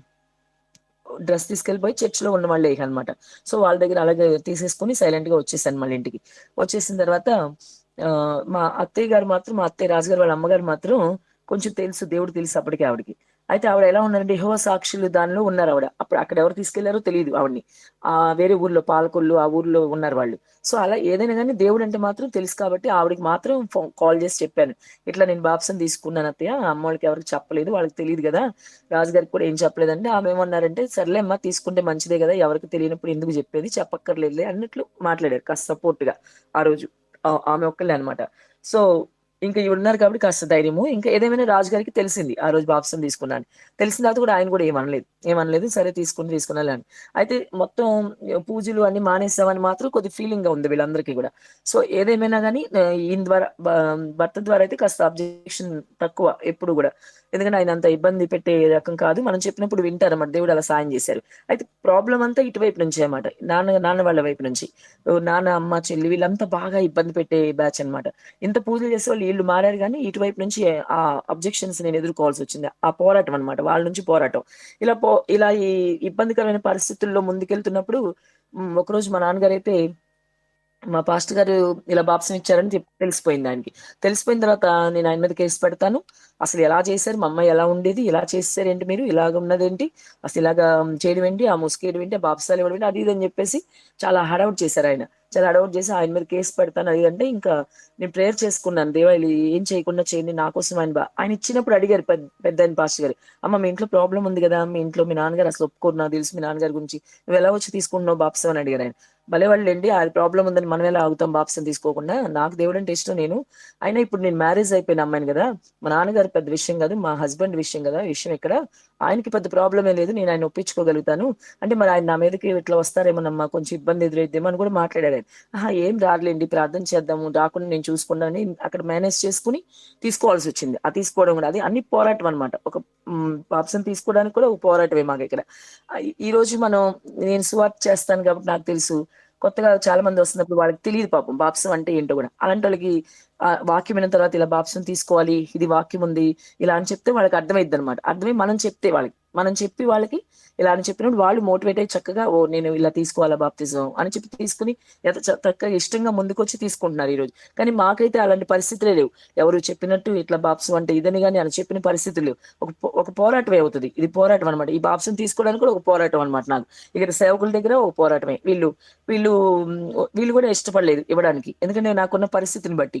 ఇలాంటి పరిస్థితి కదమ్మా! ఇలాంటి ఫ్యామిలీ కదా! ఇలాంటి దాని నుంచి వచ్చి నేనెలా ఇస్తాను అన్నట్టుగా మాట్లాడారు ఆ రోజు ఆయన గూడా. కాబట్టి ప్రతి సిట్యుయేషన్‌లో గూడా ఒక పోరాటాన్ని ఎదుర్కొంటూ రావడం అన్నమాట నా లైఫ్‌లో నాకు. కానీ ఏ సిట్యుయేషన్‌లో గూడా నేను యేసుని వదలడానికి ఇష్టపడలేదు. ఎందుకంటే ఎంతైనా గాని పోరాటం అంటే అదే గదండీ! ఒక వ్యతిరేకమైన పరిస్థితిలో మనకి ఏదైతే ఇష్టముందో దాన్ని పట్టుకొని, దాన్ని వదలకుండా వేలాడడమే పోరాటం అంటే. ఇప్పుడు ఇక్కడ అపోస్తలుడైన పౌలు మాట గూడా అదే గదా! మంచి పోరాటం పోరాడాను. అంటే ఆయన గూడా ఇక్కడ అదే కదా చెప్పేది. ఆయన లైఫ్‌లో గూడా ఇప్పుడు యేసుప్రభుని ప్రకటిస్తున్నందుకే కదా, యేసుప్రభు నమ్మినందుకే కదా, యేసుప్రభు గురించి సేవ చేస్తున్నందుకే కదా, ఆయనకు కూడా ఎన్నో ఎన్నో అవరోధాలు, మరి ఎన్నో దెబ్బలు తినడం, ఇవంతా అదే కదా. ఆ సిచ్యువేషన్ లో ఆయన రాస్తున్నాడు కదా, ఆ సిచ్యువేషన్ లో రాసిందే కదా అది. మంచి పోరాటము పోరాడిదని, పోరాటం అనమాట. అంటే ప్రభువుని నమ్మిన తర్వాత మన లైఫ్ లో అంత పోరాటమే. నిజంగా ఎన్ని పోరాటాలు. ఇలా నేను బాప్సం తీసుకుని ముందుకెళ్తున్నప్పుడు ఎన్నో రకాలుగా పోరాటాలు. మన మన- నా నాకు నా జీవితంలోనే కాదు, ప్రతి క్రైస్తవుడికి కూడా, ఎవరైతే మన అంటే ఫస్ట్ నుంచి బ్యాక్గ్రౌండ్ క్రైస్తవులుగా ఉన్నారనుకోండి, ఇబ్బంది లేదు. కానీ ఇలా యేసుప్రభు ఏంటో తెలియకుండా ఇక పూజల్లో అన్నిల ఫ్యామిలీలోంచి ఉండి రావనప్పుడు వచ్చినప్పుడు ఎంత పోరాటం ఉంటుందో, నిజంగా ఆ పోరాటం ఏంటో నాకు తెలుసు అనమాట. అందుకే ఈ వాక్యం దేవుడు నాకు ఇచ్చినప్పుడు నిజంగా భలే వాక్యం ఇచ్చావు ప్రభా, నా లైఫ్ ఇదే కదా, నేను పోరాటమే కదా. ఆ నమ్మిన దగ్గర నుంచి పోరాటం స్టార్ట్ అయిందండి. అంతకుముందు ఏమీ లేదు. యేసుప్రభు నా జీవితంలో లేదు. ఎందుకంటే ఇష్టానుసారం కదా, మన ఇష్టానుసారం తిరిగేవాళ్ళు, మన ఇష్టానుసారం సినిమాలు సీరియళ్ళు ఇష్టానుసారం అంతా కూడా మన ఇష్టం వచ్చినట్టు ఉండేవాళ్ళం. అప్పుడు అంటే ఒక చెడు జీవితంలో మనం ఉన్నప్పుడు మనకి ఏ పోరాటం ఉండదు. కానీ ఒక మంచిలోకి ఎప్పుడైతే మంచి జీవితంలోకి వచ్చామో అప్పుడు మనకి పోరాటం స్టార్ట్ అయింది అనమాట. నా జీవితంలోనే కాదు, ప్రతి క్రైస్తవుడికి కూడా ఇలా వచ్చిన వాళ్ళందరికీ కూడా పోరాటం ఉంటది. కానీ ప్రతిసారి కూడా ఈ పోరాటంలో మనం ఓడిపోకూడదు. ఓడిపోకుండా దేవుడి కోసం నిలబడాలి. పౌరుషం కలిగి దేవుడి కోసం నిలబడాలి. ఒకే కాన్సెప్ట్ పెట్టుకోవాలి మనం, నా కోసం దేవుడు ప్రాణం ఇచ్చాడు, నేను ఎప్పుడు ఇదే కాన్సెప్ట్ తో. నాకు చాలా ఇష్టము, ఇంకోటి కృతజ్ఞత ఎక్కువ నాకు. ఎందుకంటే నాకు నా లైఫ్ గురించి నాకు తెలుసు. నా చిన్నతనం నుంచి నా లైఫ్ ఏంటో, అసలు ఎక్కడ మంచి అనేది లేని ఒక లైఫ్ అన్నమాట. ఒక అన్యుల ఫ్యామిలీలో ఉన్నా సరే మంచి నేర్పే బ్యాక్‌గ్రౌండ్ కాదు. ఎందుకంటే మా తాతయ్య గారు చిన్నప్పుడే చనిపోయారు. మా నాయనమ్మ గారు, మా నాన్నగారిని ఇంకో ఇద్దరు ఉండేవాళ్ళు. ముగ్గురన్నమాట. పెదనాన్నలిద్దరు. ముగ్గురిని అలా పెంచుకుంటూ వచ్చారావిడ. కానీ తండ్రి లేకపోవడం వల్ల వీళ్ళ బ్యాక్‌గ్రౌండ్ సరిగ్గా ఉండేది కాదు. నాన్నగారు కూడా అంత రౌడీ బ్యాక్‌గ్రౌండ్ వీళ్ళది. వీళ్ళంతా ఇక్కడ రౌడీలన్నమాట పక్కాగా మా ఏరియాలో. ఇక్కడ మాకు దేవినేని నెహ్రూ గారు ఉంటారు. దేవినేని నెహ్రూ గారని ఇక్కడ ఎమ్మెల్యే అన్నమాట అప్పుడు ఆయన. ఈ ఎవరైతే టీడీపీకి బాగా స్ట్రాంగ్ ఈయన. ఈ ఎన్టీఆర్ ఫ్యామిలీకి బాగా క్లోజ్ వీళ్ళు. వీళ్ళేంటంటే ఈ దేవినేని నెహ్రూ గారు మా నాన్నగారు ఫ్రెండ్స్ బాగా. సో వీళ్ళు పక్కగా రాజకీయాలు బాగా. అంతా రాజకీయాలే. రౌడీలు అనమాట వీళ్ళు. మా ఇంట్లో ఇక్కడ ఈ ఏరియా అంతా కూడా భయమేసేది. అసలు ఈ విజయవాడలో గుణదల ఏరియా రావాలంటే ఆటో వాళ్ళు కూడా వచ్చేవాళ్ళు కాదు. సాయంత్రం చీకటి పడిందంటే అంత పక్కాగా రౌడీజం ఉంది. అలాంటి అలా తయారైపోయారు వీళ్ళు కూడా, ముగ్గురు కూడా. ఎందుకంటే మా తాతయ్య గారు లేరు, నానమ్మ పెంపకం అట్లా. మరి వీళ్ళు ఇక్కడ చింతన నుంచి ఈ రౌడీలతో వీళ్ళతో కలిసి స్నేహాలు కదా. సో అప్పుడు అంతా పాలిటిక్స్ అన్నమాట. ఈ ఈ వీళ్ళకేంటి ఎక్కువగా ఎట్లా ఉండేదంటే ఈ ప్లేస్ అంతా ఆమ్, అంటే వీళ్ళు రెండు రకాలుగా విడిపోయేవాళ్ళు. రెండు రకాలుగా విడిపోయి ఈ క్యాస్ట్ ఈ క్యాస్ట్, అలాగే ఈ పార్టీ గొడవలు అనమాట. అలాంటి సిచ్యువేషన్ అంటే మాకు అక్కడ వంగవీటి చనిపోతే ఇక్కడ ఈ ఏరియా అంతా గుండెలంతా కాల్చేస్తామన్నారు వాళ్ళు. కాల్చేస్తాం అన్నప్పుడు మొత్తం గుండెలు చంపేస్తాము, ఈ ఏరియాలో ఎవరు ఉండకూడదు, అసలు వీళ్ళు ఈ చౌదరీస్ అనే వాళ్ళు ఎవరు ఉండకూడదు, మొత్తం కాల్చి పడేస్తాం అన్నారు. అప్పుడు నైట్ వీళ్ళు మా నాన్నగారు వాళ్ళు ఎలాగంటే కాపలా కాసేవాళ్ళు. మగవాళ్ళు ఎవరు పడుకునేవాళ్ళు కాదు, కాపలా కాసే ఒక భయం అన్నమాట. ఎప్పుడు చూసినా భయంతో బతికేవాళ్ళం మేము. అప్పుడు మా అమ్మగారు అయితే ఇప్పటికీ సాక్ష్యం చెప్పిద్ది. ఒక రోజు మా ఇంట్లో ఇలా జరుగుతున్నప్పుడు మా ఇంట్లో నన్ను చిన్న పిల్లని నన్ను వదిలేసి అందరూ పక్కింటికి వెళ్ళిపోయారంట. రౌడీలు వచ్చారు. నేను ఇంక ఏడవలేదంట. ఏడిస్తే నేను చంపేసేవాళ్ళే చిన్నప్పుడు అని ఈ రోజుకి అమ్మ చెప్తా ఉంటది ఆ విషయం. అంటే ఎలాంటి పరిస్థితిలో చూడండి నా నా లైఫ్ అన్నమాట. అసలు ఎక్కడా కూడా మంచి అనేది లేదు. ఇలాంటి రౌడీల మధ్యలో ఎప్పుడు కత్తులు వేసుకుని వెళ్ళడం, తిరగడం, ఇంక ఇలాంటి బ్యాక్‌గ్రౌండ్ అన్నమాట. కానీ తర్వాత నిదానంగా కొద్ది రోజులు అయిన తర్వాత మేము పుట్టి పెరిగి కొంచెం పెరుగుతున్నప్పుడు మా నాన్నగారికి గవర్నమెంట్ జాబ్ వచ్చింది. మా పెదనాన్న వాళ్ళకి కూడా మిలిటరీకి వెళ్లారు. ఆయనకి గవర్నమెంట్ జాబ్ వచ్చింది. ఇంకో పెదనాన్నకి కూడా గవర్నమెంట్ జాబ్ వచ్చాక అప్పుడు వీళ్ళ నుంచి విడిపోయారన్నమాట. ఈ రౌడీ షీట్లు వీళ్ళంతా కూడా వదిలేసి వచ్చి ఇంకా సెపరేట్ గా పర్సనల్ గా, ఎందుకులే నాకు భార్య బిడ్డలు ఉన్నారు, రేపు ఏమైనా జరిగితే ఈ గొడవల్లో ఏమవుతుందని ఆలోచన వాళ్ళలోకి దేవుడు ఇచ్చారనమాట. ఇచ్చిన తర్వాత వాళ్ళు అట్లా వచ్చారు. కానీ మాకు చిన్నతనం నుంచి అలా ఒక భయంతో కూడిన లైఫ్ మాది. అలా ఎప్పుడు ఎవరు వస్తారో తెలియదు మీదకి, ఎప్పుడు ఎవరు కొట్టుకుంటారో తెలియదు. ఇంత పాలిటిక్స్ అన్నమాట. ఇలాంటి ఒక చాలా మంచి అనేది లేని ఫ్యామిలీ అన్నమాట. నాకు తెలుసు నా లైఫ్ ఏంటో, నా బ్యాక్‌గ్రౌండ్ ఏంటో నాకు తెలుసు. ఇలాంటి లైఫ్ లోకి నాకు యేసుప్రభు వచ్చారు, నన్ను ఎన్నుకున్నారు చూసారా, ఇది ఇప్పటికీ కూడా నేను మర్చిపోలేని విషయం. ఎందుకంటే ఏ మంచి లేదు. నాకు మాట్లాడుతుంటే కూడా టీయర్స్ వస్తున్నాయి. ఆగట్లేదు అసలు. అంత కృతజ్ఞత నాకు. ఎందుకంటే చాలా మంది ఉన్నారుగా మా ఫ్యామిలీలో. మా పెద్దమ్మ పిల్లలు చదువుకున్నారు వాళ్ళు గూడా. కానీ ఎవరిని ఎన్నుకోలేదు దేవుడు. నన్ను ఎన్నుకున్నాడు. నేను ఏ విషయంలో కూడా గొప్పదాన్ని కాదు అసలకి. కానీ దేవుడు నా జీవితంలోకొచ్చి నన్ను ఎన్నుకోవడం అనేది అంటే అనాది కాల సంకల్పం చొప్పున నన్ను ఆయన ప్రణాళికలో ఉంచుకుని ఆ విధంగా అలాంటి అలాంటి లైఫ్ నుంచి బయటకి తీసుకొచ్చారాయన. అది నాకు ఎప్పటికీ కూడా అన్నమాట. అది తలుచుకుంటే చాలన్నమాట. తలుచుకుంటే చాలు టీయర్స్ అస్సలు ఆగవు నాకు. ఇప్పుడు కూడా అంతే. నేను మీకు కనిపించట్లేదు కాబట్టి, ఇక్కడ ఉన్నా కాబట్టి టీయర్స్ వస్తా ఉన్నాయి నాకు. ఎందుకంటే దేవుడు ఎంత నా జీవితంలో చేసిన మేలన్నమాట అది. ఆయన నా జీవితంలో ఉండడం చాలా అద్భుతమైన విషయం అన్నమాట అసలు. అలాగా నా జీవితంలో యేసుప్రభు వారు ఎంటర్ అయ్యి నన్ను ఎంత ఈ పోరాటాల మధ్యలో చూసారు కదా, బాప్తిజం తీసుకోవడం కూడా ఒక పోరాటమే నాకు. ఇవ్వననే పరిస్థితి అన్నమాట. ఇలాంటి సిచ్యువేషన్ అలా 2008లో అయిపోయిన తర్వాత 2008లో తర్వాత మా ఇంట్లో అంతా వ్యతిరేకమే, అసలు పూర్తిగా వ్యతిరేకమైన పరిస్థితుల్లో నేను చర్చికి వెళ్ళడం ఇలా కంటిన్యూ అవుతుండగా 2011 2011 వచ్చేసరికి దేవుడు నాతో మాట్లాడుతున్నారు. సువార్త చేయమని చెప్తా ఉన్నారు. ఆయన సేవ కోసం మాట్లాడుతున్నారు. సువార్త పరిచర్య నాకు, అంటే నేను ఫస్ట్ నుంచి కూడా యేసు కోసం ఏదో చేయాలనుకునేదాన్ని. ఆయన నాకు ఇంత చేశారు కదా, చర్చికి వెళ్ళి రావడం, ఆదివారం వచ్చేయడం కాదు కానీ ఏదో ఒకటి చేయాలనుకునేదాన్ని. కానీ ఎక్కడా నాకు ప్రోత్సహించే పరిస్థితి లేవు. ఫ్యామిలీ చూస్తే ఇది, వీళ్ళేమో ప్రోత్సహిస్తారు. చర్చి చూస్తే చర్చి పరిస్థితి కూడా బాగోలా. ఎందుకంటే ఐపీసీ సంఘం అది. పాస్టర్ గారు వాళ్ళు ఏంటంటే విశ్వాసిగానే ఉండాలి, ఎక్కడా సేవ చేయకూడదు, ఫస్ట్ పాయింట్. రెండోది వాళ్ళ ముందు ఎవరు ఎదగడానికి వెళ్ళలేదు. కనీసం పాటలు కూడా వాళ్ళే పాడాలి అక్కడ. మాకు పాట కూడా ఇచ్చేవాళ్ళు కాదు. నేను అనుకునేదాన్ని ఏ రోజైనా నేను యేసులో పాట పాడగలనా అనుకునేదాన్ని నేను. అలాంటి పరిస్థితి అక్కడ. ఆడవాళ్ళు ఇది మాట్లాడడానికి లేదు, ఏం చేయడానికి లేదు. స్త్రీల కూటమి ఉంటే ఎప్పుడన్నా స్త్రీల కూటంలో మెసేజ్ అనమాట. ఒకరోజు స్త్రీల కూటంలో నాకు మెసేజ్ ఇస్తే నేను మెసేజ్ చెప్తున్నప్పుడు నుంచుని చెప్పాలి, చేతిలో బైబిల్ ఉంది, రాసుకునే పుస్తకం ఉంది, ఇవన్నీ పట్టుకోలేక ఫుల్ ఫిట్ ఉంటుంది పక్కనే. ఫుల్ ఫిట్ దగ్గర నా బైబిల్ పెట్టుకున్నాను దాని మీద, ఎందుకంటే రెండు ఇలా పట్టుకోవాలి కదా, ఒక చేతితో మైక్ ఉంటుంది కదా, అందుకోసమని ఫుల్ ఫిట్ పట్టుకుని ఫుల్ ఫిట్ మీద నేను బైబిల్ పెట్టుకున్నాను. పెట్టుకుంటే పెద్ద ఇష్యూ చేశారు దాన్ని. ఏంటి నువ్వు ఫుల్ ఫిట్ పట్టుకుంటావా, నువ్వు ఆడవాళ్ళు ఏంటి ఫుల్ ఫిట్ పట్టుకోవడం ఏంటి, చాలా తప్పు చేసావు అమ్మాయి నువ్వు అని అక్కడ ఉన్న పెద్దవాళ్ళు ఉంటారు కదా, లేడీస్, అందరు నిందించారు నన్ను. ఇంటికి వచ్చానే కానీ వాక్యం చక్కగా వచ్చింది, కానీ వీళ్ళ నిందలు, అవమానం అనమాట. అమ్మ ఇదేంటి ఇలా తిడుతున్నారు. నేను చాలా ఫీల్ అయ్యాను. బాబు ఇదేంటి ఎంత తప్పు చేస్తానా ప్రభా, నేను ఇలాగైపోతుంది ఏంటి అని చాలా ఫీల్ అయ్యాను నేను. అంటే ఇలాంటి ఒక బ్యాక్గ్రౌండ్ ఉన్న చర్చ్ అనమాట. ఇంకా అలా ఉన్నప్పుడు నేనేం చేస్తాను, ఏదైనా చేయగలిగితే చేయనిస్తారా, చేయనివ్వరు నాకు తెలుసు. కానీ నా మనసు ఎప్పుడు ఉండేది దేవుడి కోసం ఏదైనా చేయాల్సిందే. నేను నా కోసం దేవుడు ఇంత చేశారు కదా, నేను దేవుడి కృతజ్ఞతగా ఉండాలి, ఏదైనా చేయాలి, దేవుడి కోసం ఏదో ఒకటి చేయాలి, సువార్త చేయాలి, అందరికీ చెప్పాలి, ఆయన నా జీవితంలో చేసిన మీరు అందరికీ చెప్పాలి, అందరికీ ప్రకటించాలి ఆయన గురించి. చాలా ఉండేదాన్ని, కానీ ఎక్కడా సపోర్ట్ లేదు, ఇబ్బందిగా ఉండేది నాకు, చాలా ఇబ్బందికరమైన లైఫ్ అనమాట. అసలు ఇది ఒక పోరాటం. మళ్ళీ ఏదైనా చేయాలనుకోవడం, చేయలేకపోవడం, ఇది పోరాటమే కదా. చూడండి ఎన్ని రకాల పోరాటాల మధ్యలో జీవితం సాగుతూ ఉందో. ఇది ఇక్కడ ఒక పోరాటం, కానీ దేవుడు మాట్లాడుతూ ఉన్నారు. దేవుడైతే ప్రణాళికలో ఉన్నాం కాబట్టి స్వార్థ చేయమంటున్నారు. అయితే నేను ఒకరోజు చర్చిలో ఉన్నప్పుడు, సరే ప్రభా నువ్వు మాట్లాడుతున్నావు కరెక్టే, ఎవరు సపోర్ట్ చేయలేరో నేను నిలబడతాను నీకోసం, ఎవరితో పనే ఉంది, నువ్వు మాట్లాడితే ఎవరి మాట లెక్క చేయను నేను, కాబట్టి నువ్వు మాట్లాడి, ఇంకొకసారి మాట్లాడి, వేరేగా అనుకోకుండా అని ఆ రోజు ప్రార్థన చేసుకుని చర్చికి వెళ్తే కూర్చున్నాను. వాక్యము గొర్రెలనే కంటాయి అని మాట్లాడతాం మొదలెట్టారు దేవుడు. ఆ వాక్యం ద్వారా నాతో మాట్లాడుతున్నారు. మొత్తం మెసేజ్ అయింది. అంటే మా పాస్టర్ గారికి ఏంటంటే వీళ్ళెవరు సువార్త చేయడం ఆయనకు నచ్చదు, కానీ ఆ వాక్యం అలా వచ్చింది, దేవుడు అలా మాట్లాడిచ్చారు. ఆయన అమ్మో దీనికి సువార్తకు బేస్ చేసుకుని వెళ్ళిపోతారేమో మళ్ళీ అని ఫీలింగ్ ఉంది ఆయనలో. ఎందుకంటే వాళ్ళు ఈ ఐపీసీ సంఘాలు, నోయల్ శామిల్ గారు వీళ్ళకి ఐపీసీ అంతా మెయిన్ హెడ్ ఇక్కడే అనమాట. ఈ నోయల్ శామిల్ గారి దగ్గర ఇప్పుడుండే పాస్టర్ గారు వాళ్ళ నాన్నగారు, నాకు ఎవరైతే బాప్సం ఇచ్చారో ఆయన పాస్టర్ గారుగా పనిచేసేవాళ్ళు. పనిచేసినప్పుడు వాళ్ళకి మధ్య గొడవ అయింది. ఏం గొడవలు పడుతున్నారో, నేను చర్చికి వెళ్ళేటప్పటికి గొడవలు కొన్నాయి, వీళ్ళు కూడా గొడవలు పడేవాళ్ళు. గొడవలు పడి చివరికి ఏంటంటే 2 సంఘాలుగా అయిపోయింది అది. వాళ్ళు కొంతమంది తీసుకుని బయటకు వచ్చేసారు వీళ్ళు.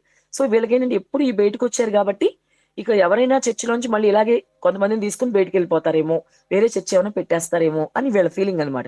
ఈ ఫీలింగ్ తో ఎవరిని ఎదగనివ్వరు, ఎవరిని సేవకులుగా చేయరు. సేవకుల దాకా వెళ్ళాము, అసలు ఏ సేవ స్వార్థ కూడా చేయనివ్వరు అనమాట ఎవరిని. అలాంటి ఒక భయం వీళ్ళలో ఉంది. ఇలాంటి బ్యాక్గ్రౌండ్ కాబట్టి మనకి ఎక్కడ సపోర్ట్ రాదనమాట ఇక్కడ. ఇక సరే నేనైతే ఆ వాక్యం విని ఓకే రైట్ ప్రభా నాకు అర్థమైంది, నువ్వు నాతో మాట్లాడావు. 1 hour మెసేజ్ లో కూడా శుభ్రంగా దేవుడు నాతో మాట్లాడేశారు, సువార్త కన్ఫర్మ్. ఇంకా తర్వాత నాకు కొన్ని దర్శనాలు చూపించారు, నాతో పాటు ఆంటీ వాళ్ళు వచ్చేవాళ్ళు, వాళ్ళకి కూడా కొన్ని దర్శనాలు చూపించాక ఓకే ఇప్పుడు సువార్త చేయడానికి ఇది ఒక పోరాటం.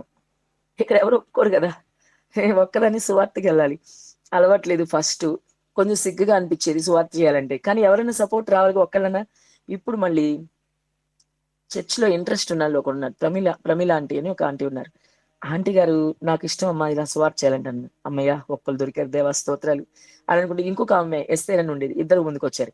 సరే ఇద్దరు ముందుకు వచ్చాక అమ్మయ్య అనుకుని మేము ముగ్గురు మాట్లాడుకుని సరే అండి మనకి ఇక్కడ కట్ట మీద కొన్ని ఇల్లు ఉన్నాయి కదా, మనం రోజుకి ఒకళ్ళ ఇంటికి వెళ్ళిపోయి ఒక పావుగంట అరగంట సేపు సువార్త చేద్దామని చెప్పి మేము అలాగనమాట అలా డిసైడ్ అయ్యి వెళ్తా ఉన్నాం. వెళ్తా ఉన్నప్పుడు అట్లా వెళ్తున్నప్పుడు దానికన్నా ముందేం జరిగిందంటే ఈ సువార్త పిలుపు కన్నా ముందు ఉమ్, దీనికన్నా ముందు ఒక ఇన్సిడెంట్ జరిగింది. అదేంటంటే నేను దేవుడు నన్ను సేవకి సెట్ చేయడానికి ఏం చేశారంటే ఒక ఇన్సిడెంట్ అనమాట. అదేంటంటే ఒకరోజు నేను 2011లో కాలేజ్ అయిపోయింది. కాలేజ్ అయిపోయిన తర్వాత సెలవులు ఇచ్చేస్తున్నారు. ఇక 2 months సెలవులు ఉంటాయి మాకు హాలిడేస్. ఈ హాలిడేస్ లో నేను ఇంటికి వచ్చేస్తున్నాను. ఇక ఆ రోజే లాస్ట్ డే అనమాట, వర్కింగ్ డే. ఇక 2 months నేను వెళ్ళను కాలేజ్ కి, తర్వాత వెళ్ళేది. వస్తుంటే లాస్ట్ లో ఒక నా స్టూడెంట్ ప్రియాంక తన పేరు. తను వచ్చి మేడం మీరు ఈ బుక్ చదవండి అని ఒక బుక్ ఇచ్చిందండి నాకు. ఈ బుక్ ఇంటికి వెళ్ళాక చదవండి అని. సరే అని చూసుకుని ఇంకా బుక్ తీసుకుని ఇంటికి వెళ్ళాక చదవాలని వచ్చేసాను నేను. వచ్చిన తర్వాత 2 months హాలిడేస్ ఉన్నాయి కదా, కొంచెం కొంచెం చదవాలి ఈ పుస్తకం అని టైటిల్ చూస్తే టైటిల్ భలే ఉంది. ఈ క్షణమే చచ్చిపో, క్రైస్తవునిగా జన్మించు అని ఉంది. ఇదేంటి భలే ఉంది ఈ టైటిల్ అనుకుని సరే ఎక్కువసేపు చదువుదాంలని, ఏ బుక్ అయినా కొంతసేపే చదువుతాను నేను, ఎక్కువసేపు చదవను. ఫోన్ కూడా ఎక్కువసేపు చూడను, బాగా హెడేక్ వచ్చేస్తున్నాను. సరే ఎక్కువసేపు చదువుదామని స్టార్ట్ చేశానండి ఆ బుక్. నా ఉద్దేశం అంటే కొంతసేపే చదువు, మళ్ళీ తర్వాత రేపు చదువుదాం అనే పార్ట్ అని ఆ రోజు నేను ఇంట్లో ఉండి ఎవ్వరు లేరు, కూర్చుని ఆ బుక్ స్టార్ట్ చేశానండి ఒక పావుగంట చదువుదామని. కానీ బుక్ కంప్లీట్ అయ్యే వరకు కూడా దేవుడు నాతో మాట్లాడుతున్నారు. మొత్తం బుక్ అయిపోయే వరకు 3 hours పట్టింది నాకు. 3 hours కూడా నేను ఏ పని చేయలేదు, దేవుడు మాట్లాడుతున్నారు. ఈ క్షణమే చచ్చిపో, క్రైస్తవునిగా జన్మి. ఇదేంతో బాగుంది కదా టైటిల్ అని చెప్పి స్టార్ట్ చేశాను. 3 hours దేవుడు నాతో మాట్లాడుతుంటే అక్కడున్న ఒక్కొక్క పాయింట్ చెప్తుంటే ఏడ్చేసాను నేను. ఏడిపోయి ఇంకా 3 hours ఏడ్చాను. మీరు నమ్ముతలేదు, ఎవరు లేరుగా, ఫ్రీగా ఏడ్ చేయొచ్చు అనమాట. ఖర్చు పక్కన పెట్టుకోవడం, తుడుచుకోవడం, మళ్ళీ చదవడం. పోనీ రేపు చదువుదామా, ఇప్పుడు ఏడుస్తున్నా కదా, ఆహా ఇవాళే చదవాలి. దేవుడు మాట్లాడుతున్నా నాకు అర్థమైపోతుంది, దేవుడు మాట్లాడుతున్నా తెలిసిపోతుంది. దేవుడు మాట్లాడుతున్నారు నాతో. ప్రతి పాయింట్ కూడా నా జీవితంలో ఏది జరుగుతుందో అదే జరుగుతుంది అక్కడ, అదే చెప్తున్నారు ఆయన. ఆ రైటర్ ఎవరో గానీ అన్నో నేను ఉంది దాని మీద, సరే రైటర్ ఎవరైనా కానీ మొత్తానికి అది చెప్తా ఉన్నారు. దేవుడు మాట్లాడుతున్నారు నాతో. రైటర్ ఎవరైనా కానీ పక్కన పెట్టండి, దేవుడు మాట్లాడుతా ఉన్నారు ప్రతిదీ రిఫరెన్స్ తో సహా. నువ్వు నిజంగా అదే చేసావు, మా జీవితంలో అదే జరిగింది. ఎందుకు ఈ అలంకరణ ఏంటి, ఈ ఆభరణాలు ఏంటి, ఇదేంటి, ఎవరిని అట్రాక్ట్ చేయడానికి, ఎవరికి ఇష్టం లేదు ఏంటి, మొత్తం అసలు చదివేశాను. అయిన తర్వాత ఇంకా డిసైడ్ అయ్యా నేను, సరేలే దేవుడు నాతో మాట్లాడారు, ఈ ఆర్నమెంట్స్ అని నాకు ఎందుకంటావు, రేపొద్దున అని ఒకటే అనుకున్నాను. సరే ఇప్పుడు ఈ రైటర్ చెప్పిందంతా నిజమే అనుకో, మంచిది, నాకు మంచిది, తీసేస్తే.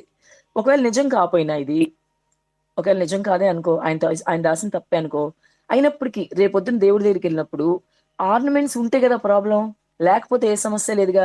ఒకవేళ దేవుడి రాజ్యానికి నేను వెళ్ళడానికి, నా దేవుడి దగ్గర నేను వెళ్ళడానికి ఇవే అడ్డైనాయి అనుకో, అప్పుడు నేనేం చేయాలి, ఒకటే అనుకున్నాను.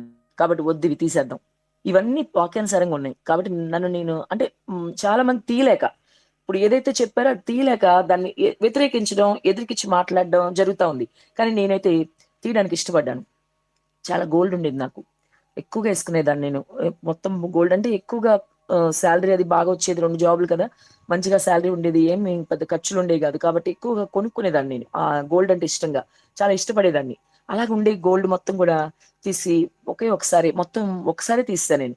మెల్లో ఈ తాళిబొట్టు ఉంటది కదా, అది కూడా అనమాట. మొత్తం తీసేటప్పుడు నేను అనుకున్నా చాలా ప్రాబ్లమ్స్ ఫేస్ చేయాలి నాకు తెలుసు, అయినా పర్లేదు దేవుడి కోసం నేను ఇది చేయాలి. దేవుడికి ఇష్టం లేదన్నాడు కదా, ఇది నాకు పర్లేదు, నేను తర్వాత ఆయన దేవుడే చూసుకుంటాడు. అక్కడ మొత్తం తీసేసిన తర్వాత ఒక మాట ఉంటుంది, రైటర్ రాస్తారు, ఏమంటారంటే, సహోదరి నువ్వు గనక ఇది ఇష్టంగా నీకు ఇష్టంగా తీసేసావంటే, దేవుడి కోసం అలా నువ్వు నిలబడితే దేవుడు నిన్ను విడిచిపెట్టడు. నీ కుటుంబంలో ఎవరైతే నీ గురించి వ్యతిరేకంగా మాట్లాడుతున్నారో ఒక్క వారం రోజులు ఓర్చుకో, నువ్వు ఈ వ్యతిరేకత అంతా తీసేస్తాడు దేవుడు అని మాట్లాడారు. ఆయన రాశారు ఆ బుక్ లో. సో అది విన్నా నేను, అది చూసి ఓకే, మా ఇంట్లో వ్యతిరేకత వచ్చినా దేవుడే తీసేస్తాడు, చెప్తున్నారు కదా వారం రోజులని, ఇప్పుడు నేను ఇష్టంగా తీస్తున్నానని చెప్పి తీసి పడేసాను మొత్తం అంతా. ఇంకా అప్పుడు స్టార్ట్ అయింది ఇంట్లో, ఇంకా గొడవలు మొదలైపోయినాయి. మామూలుగానే మా నాన్నగారు అసలు వ్యతిరేకంగా ఉన్నారు. నేనంటే చిన్నప్పటి నుంచి ఇష్టం నాన్నకి. మా ఇద్దరిలో కూడా చెల్లి కన్నా నేనంటే ఇష్టం. చిన్నప్పటి నుంచి కూడా నాకు ఏది ఇష్టమో అదే చేసేవాళ్ళు. అంతేకాదు నాకు స్వీట్ అంటే ఇష్టం అని నైట్ 12 గంటలకు ఇంటికి వచ్చినా డ్రింక్ చేసేవాళ్ళు మా నాన్నగారు. 12 ఇంటికి వచ్చేవాళ్ళు. వచ్చినా కూడా రాత్రి లేపి ఆ స్వీట్ బాక్స్ నా ముందు పెట్టి, నీకు ఏది కావాలంటే అది తీసుకోములు, తర్వాత మిగతా వాళ్ళకి ఇస్తాను అనేవాళ్ళు ఆయన. నాకు బాగా గుర్తు. అలాగే నాకు ఆయనతో బాగా అనుబంధం అనమాట. కొంచెం పెద్దయ్యాక ఊహ తెలిసాక గూడా, నేను గూడా అదే ఇష్టంగా ఉండేదాన్ని. మా నాన్నగారు డ్రింక్ చేసి వస్తారు, భయమేసి ఎక్కడ పడిపోతారో ఏంటో అని వచ్చేదాకా నిద్రపోయేదాన్ని గాదు. ఆ సందు చివరి పడి ఉండేదాన్ని అక్కడ. 10కి రాని ఆయన, 11కి రాని అట్లాగే ఉండేదాన్ని ఆయన కోసం. బాగా రిలేషన్ మంచిగా. ఒక డ్రెస్ కొన్నా సరే, ఇద్దరికి చెరొక డ్రెస్ తెస్తే, దానిలో నాకేది నచ్చితే అది. రూ. 100 అన్నా కనీసం ఎక్కువుండాల. చెల్లి కన్నా గూడా. రూ. 100 ఎక్కువన్నా తెచ్చి పెట్టేవాళ్ళు నాకు. అదే అక్కకే ఇవ్వాలి నువ్వు అని చెప్పేవాళ్ళు. అలాంటి ఒక మా చెల్లి బాగా ఇబ్బంది పడేది ఈ విషయంలో. పార్షియాలిటీ చూపించేవాళ్ళు. ఇలాగ అనుబంధం ఉన్న నాన్న నా నుంచి దూరం అయిపోయారు. దూరం అయిపోయి ఈరోజు నేను పూర్తిగా వ్యతిరేకం అయిపోయాను. నేను నచ్చట్లా చెల్లికి. ఆ ప్రేమ అంతా చెల్లి వైపు వెళ్ళిపోయింది. డైవర్ట్ అయిపోయింది. అట్లాగా అయిపోయిన పరిస్థితి అనమాట నాది. ఎందుకంటే కేవలం యేసుప్రభుని నమ్మానని. ఇదే మా ఇద్దరి మధ్య గ్యాప్ వచ్చేసింది బాగా. గ్యాప్ వచ్చేసి ఇప్పుడు ఇంకా పెరిగిపోయిందనమాట ఈ ఆర్నమెంట్స్ విషయంలో. పెరిగిపోయి ఇంకా ఫైటింగ్ మొదలు పెట్టారు. మళ్ళీ పోరాటం అండి. చెప్తున్నా నేను. మళ్ళీ ఇక్కడ పోరాటం నాకు. ఎంత పోరాటం అంటే ఇది. ఇక్కడ ఎదుర్కొన్న సిట్యుయేషన్ ఎక్కడ ఎదుర్కోలే ఇంకా. ఎక్కువగా ఎదుర్కొన్నా. బాగా ఎదుర్కొన్నాను. అసలు నేను ఎలా ఉండేదాన్నో అందరికి తెలుసు. ఎంత రిచ్‌గా ఉండేదాన్ని బాగా. చాలా పోష్‌గా అన్నమాట. ఇలా ఒకసారి ఇవన్నీ చేసేవాడికి ఇంకా చాలా వ్యతిరేకత వచ్చింది. నాన్న నుంచి మెయిన్‌గా, అమ్మ నుంచి. మా సిస్టర్ కూడా బాగా వ్యతిరేకంగా మాట్లాడి, "ఏం దేవుడు మీ దేవుడు? మీ దేవుడు అన్నీ తీసేయమని మాట్లాడాడా? నగలన్నీ తీసేస్తావా నువ్వు?" నాకు పిల్లలు లేరు కాబట్టి మా సిస్టర్‌కి ఇద్దరు పిల్లలన్నమాట. చిన్న పిల్లలు కాబట్టి వాళ్ళు బాగా ఉండేవాళ్ళు నాతో. మా పిల్లల్ని కూడా నీ దగ్గరికి రానివ్వను. బ్లాక్‌మెయిల్ చేయడం మొదలుపెట్టింది మా సిస్టర్. మా పిల్లలు కూడా నీ దగ్గర రారిక. అంటే వీళ్ళ ఉద్దేశ్యం ఏంటంటే నాకు పిల్లలు లేరు కాబట్టి, ఈళ్ళ పిల్లలు ఇద్దరు నా దగ్గరికి రాననంటే గనక, అమ్మమ్మో! వద్దులే. అయితే పిల్లల్ని దూరం చేయబాక నేనేసేసుకుంటా అంటానండి వాళ్ళ ఉద్దేశం. అయితే వాళ్ళకి తెలియని విషయం ఏంటంటే పిల్లలు కూడా నాకు పెద్ద డజంట్ మ్యాటర్. యేసు ప్రభువే మ్యాటర్ నాకు. అది వాళ్ళకి తెలీదు. పిల్లలున్నారంటే చెల్లి పిల్లలు కాబట్టి ప్రేమగా చూస్తాం అంతే. మన పిల్లలు మనకి లేరు కాబట్టి వాళ్ళే కాబట్టి ఉంది. సో, వాళ్ళకి కొంచెం పెడతాము. మంచిగా చూస్తాం అంతవరకే. ఎంతవరకు ఆ ప్రేమంటే నాకు యేసుప్రభుకి మధ్యలో రానంత వరకే ఎవరైనా. నాకు యేసుప్రభుకి మధ్యలో వస్తే ఆళ్ళు కూడా డజంట్ మ్యాటర్. అది మా చెల్లికి తెలీదు ఆ విషయం. తెలియక అలా మాట్లాడింది. సరే అయితే ఓకే అన్నాను. మా అత్తయ్య గారు ఆళ్ళు ఫంక్షన్‌లు చేసుకుంటారు. నువ్విలా వస్తావంది. మంచిది. నీ ఫంక్షన్‌లకి నాకసలు పిలవద్దు. నాకు ఫంక్షన్ లేకపోయినా పర్లేదు. ఎవడు పిలుస్తది, ఎవడెళ్ళమన్నాడు ఫంక్షన్‌కి నేనేమన్నా ఎంత నేను చెప్పానా ఏంటి? మా నాన్నగారు, మా అమ్మగారు మొత్తం గూడా. మా రాజుగారికి ఏం చేశారంటే వీళ్ళందరూ కలిసి ఈయన మంచాయన స్వతహాగా అప్పటికే దేవుడి గురించి తెలుసు తనకంతా గూడా. 2011లో గూడా బాప్టిసం తీసుకున్నారు రాజుగారు. పర్లేదు తను. అయితే వీళ్ళందరూ కలిసి ఏం చేశారంటే నేనిట్లా మారట్లేదు 2 రోజులు చూసారు. 2 రోజులు చూసి నేను మళ్ళీ చేసుకుంటానని వాళ్ళ ఉద్దేశం అన్నమాట. మళ్ళీ చేసుకుంటదిలే ఈమె చాలా గోల్డ్ పిచ్చిది. బాగా గోల్డ్ ఇష్టం తెలుసు వాళ్ళకి. అలా ఎళ్లి కొనుక్కొచ్చేసేదాన్ని. అలా మహమ్మద్ ఖాన్ అని జ్యువెల్లరీ ఎక్కువ కొనేదాన్ని అక్కడికెళ్ళి. అన్నీ కొనుక్కొచ్చేదాన్ని చాలా. అప్పటికి కూడా నేను తీయాలనుకున్న టైంకి కూడా ఒక ఒక మా కాలేజ్ దగ్గర త్రివేణి కాలేజ్ మాది లెక్చరర్ కదా! అక్కడ ఒక ఎదురుగా ఒక షాప్ ఉంటే మా స్టూడెంట్ షాపు. ఒక ఇయర్ రింగ్స్ అన్నమాట. చెవికి పెట్టుకుని ఆర్డర్ ఇచ్చే వచ్చా నేను యాక్చువల్‌గా. వచ్చిన తర్వాత ఈ బుక్ చదివానన్నమాట నేను. తర్వాత దేవుడు మాట్లాడాడు. అయితే ఇదంతా జరిగింది కాబట్టి నేను నేను మళ్ళీ వేసుకుంటాను వాళ్ళ ఉద్దేశం కాబట్టి 2 డేస్ టైమ్ చూసారు వాళ్ళు. వేసుకోలేదు నేను. అప్పుడు ఇంక లాభం లేదులే ఇలాగ ఉండిపోద్దేమో అని డిసైడ్ అయ్యి మా రాజుగారిని పిలిసి బాగా కూర్చోబెట్టి ముగ్గురు కలిసి బాగా చెప్పారన్ని. చెప్పి ఆహ్, చెప్పిన తర్వాత ఈయన ఇంటికొచ్చాడు. ఇంటికొచ్చి ఇప్పుడేమంటాడంటే ఈయన, "నేను హిందూ అమ్మాయిని పెళ్లి చేసుకున్నా గదా నిన్ను. ఇప్పుడు నువ్విలా మారావేంటి? ఈ సరే చర్చికెళ్తున్నావు ఓకే. అంతా బానే ఉంది. కానీ ఇప్పుడు ఇయన్నీ తీసేయడం ఏంటి? ఇదేంటి మళ్ళీ? నేను హిందూ అమ్మాయిని చేసుకున్నాను." ఇట్లా ఇట్లా ఎక్కేసారనమాట బాగా. ఎక్కేసి సరే నేను డైవోర్స్ ఇచ్చేస్తాను అని మాట్లాడాడు. అని మాట్లాడాక సరే అయితే సరే ఆ మాట ఎప్పుడు అనడాయన. నాకు తెలుసు మా ఇద్దరి ఉన్న రిలేషన్ మాకు తెలుసు. ఎలాంటి పరిస్థితిలో ఉన్నా మేమిద్దరం స్ట్రాంగ్‌గానే ఉంటాం. అది మా రిలేషన్‌లో. ఇప్పుడు కూడా ఫైనాన్షియల్ ప్రాబ్లమ్స్ ఉన్నా ఆ టైంలో కూడా మేమిద్దరం ఆ రిలేషన్ నాకు తెలుసు. ఆ బాండింగ్ వేరు. కానీ ఇలా మాట్లాడంటే వీళ్ళు ఎక్కేసి పంపారని నాకు అర్థమైంది. సర్లే అని ఆయన కూర్చోబెట్టి ప్రశాంతంగా, "నీకో మాట చెప్తా విను. నీకు ఆళ్ళకంటే యేసుప్రభు తెలీదు. నీకు యేసుప్రభు గురించి తెలుసు అన్నీ. నేనేంటో కూడా నీకు తెలుసు. కాబట్టి నువ్విలా మాట్లాడడం కరెక్ట్ కాదు. దేవుడు కూడా ఇది ఒప్పుకోడు. వాళ్ళనంటే క్షమిస్తాడు. ఎందుకంటే వాళ్ళకి తెలీదు కాబట్టి సాంతం. నీకు తెలుసు కదా! నువ్విట్లా మాట్లాడడం కరెక్ట్ కాదు. నేను గోల్డ్ తీస్తా. గోల్డ్ మొత్తం నీకిచ్చేస్తాను. నువ్వేదైనా జేసుకో. కానీ నేను మాత్రం నన్ను పెట్టుకోమని మాత్రం అడగొద్దు. ఎందుకంటే ఇది దేవుడి మాట. దేవుడి మాట నేను చేశాను. కాబట్టి నేను ఇది ఎందుకు దేవుడి ప్రణాళిక ఏముండవు అని చెప్పి నేను చెప్పాననమాట. చెప్పినప్పుడు దేవుడు నాకు సహాయం జేశారు. సహాయం చేసి ఈయన ఒప్పుకున్నాడనమాట. ఒప్పుకుంటే ఆ గోల్డ్ అంతా గూడా ఒప్పుకుంటే చాలుగా నాకు గోల్డ్‌తో నాకేం పని చేసుకో నువ్వే ఏమైనా చేసుకో అని జెప్పేసి గోల్డ్ అంతా ఆయనకిచ్చేసానండి ఆ రోజు. గోల్డ్ అంతా ఇచ్చేసాను. ఇచ్చిన తర్వాత ఆయనకి ఏమి అలవాట్లు లేవు, అంటే వ్యసనాలు ఏం లేవు, వేరే పాడు చేస్తారని కాదు. ఆ తర్వాత ఆ అమౌంట్ తోనే ఇప్పుడు మనకు ఒక్క హౌసే మిగిలింది ఉన్న సమస్యలు బట్టి. ఆ హౌస్ కొన్నారనమాట. అప్పుడు 15 లక్షలకి ఆ హౌసే కొన్నాం, ఆ ఇచ్చిన గోల్డ్ తో అమౌంట్ తో అనమాట. కొన్నాం అన్నమాట. ఇప్పుడు ఆ ఇల్లే మిగిలింది మనకి, మిగతా ఇల్లేం లేవు ప్రజెంట్ మనకున్న ఆ సిచ్యువేషన్ బట్టి. ఆ ఇల్లే ఇప్పుడు మిగిలింది అక్కడ. అది అయితే అలా చేశాడు ఆయన. అయితే ఇతనితో ఇబ్బంది లేదు కానీ మా సిస్టర్ వాళ్ళతో ఇంకా వ్యతిరేకత వచ్చింది. కానీ నేను అలాగే స్ట్రాంగ్ గా ఉన్నాను కాబట్టి వారం రోజుల తర్వాత వాళ్ళే ఏమనుకున్నారో గానీ, సర్లే అయితే నీ ఇష్టంలే, నువ్వు ఎలా ఉంటే మాకెందుకు, నీ ఇష్టం అనేసారు వాళ్ళు. మా నాన్నగారు అయితే జాబ్ దగ్గర కూడా ఇబ్బంది పెట్టాలని చూశారు. నువ్వు ఇలా వెళ్తే ఆర్నమెంట్స్ అనేది తీసి మీ సార్ ఒప్పుకుంటారా నిన్ను, అంటే ఇక్కడ జాబ్ కి ముడిపెట్టారు ఆయన. అంటే ఒకవేళ జాబ్ పోద్దేమో అని భయం అనమాట. నాకు భయం వచ్చేసి నేను వేసేసుకుంటానా అని అనమాట. నేను అది జాబ్ గురించి మాట్లాడారు ఆయన. నువ్వు ఇలా ఉండి వెళ్తే, ఇప్పుడు దాకా అలా ఉండేదాన్ని, ఇలా ఉండి వెళ్తే మీ సార్ ఒప్పుకుంటారా నిన్ను, తీసేస్తారుగా జాబ్ లోంచి అన్నాడు. నేను ఒకటే అన్నాను, నాన్న మనం టాలెంట్ బట్టి స్టూడెంట్స్ కి మంచిగా చెప్పుకుంటే మన టాలెంట్ బట్టి జాబ్ ఇచ్చారు కానీ నా ఆర్నమెంట్స్ బట్టి, నా అందాన్ని బట్టి జాబ్ ఇచ్చారనుకో ఆయన, నిజంగానే సారు నువ్వన్నట్లు నేను ఇలా వెళ్ళినప్పుడు అమ్మాయి ఆర్నమెంట్స్ తీస్తావు కదా, ఇంకొద్దులే నువ్వు బయటకు వెళ్ళిపో అన్నారనుకో, ఆయన నా టాలెంట్ బట్టి కాదు, నా అందాన్ని బట్టో నా ఆర్నమెంట్స్ బట్టో జాబ్ ఇచ్చానని ఉద్దేశం కదా, ఆయన తీసేదే నేనే బయటకు వచ్చేస్తాను అన్నాను. అంతే కదా, మన ఆర్నమెంట్స్ మన అందంతో వాళ్ళకి ఏం పనండి. మనం వెళ్ళామా లెక్చరర్ గా జాబ్ చేసుకున్నామా, మనం అక్కడ స్టూడెంట్స్ కి పాస్ చేసామా, వచ్చామా, ఇదే కదా. ఇలా అన్ని నేను వెళ్ళిపోయానండి. కానీ దేవుడి సహాయం ఏంటంటే అక్కడ కూడా ఎవ్వరేం మాట్లాడలేదు, మా సార్ కూడా ఏమనలేదు. కొద్ది రోజుల తర్వాత ఏదో చొరవగా ఉంటారు కాబట్టి ఏమ్మా ఏంటి తీస్తామంటే ఇట్లా దేవుడు మాట్లాడి తీస్తుంటే అసలు ఎవరి దగ్గర నుంచి వ్యతిరేకత రాలేదు. ఎవరి దగ్గర స్టూడెంట్స్ కూడా అంతే, ఏం వ్యతిరేకత రాలేదు. దేవుడు అలా సాయం చేశారు నాకు.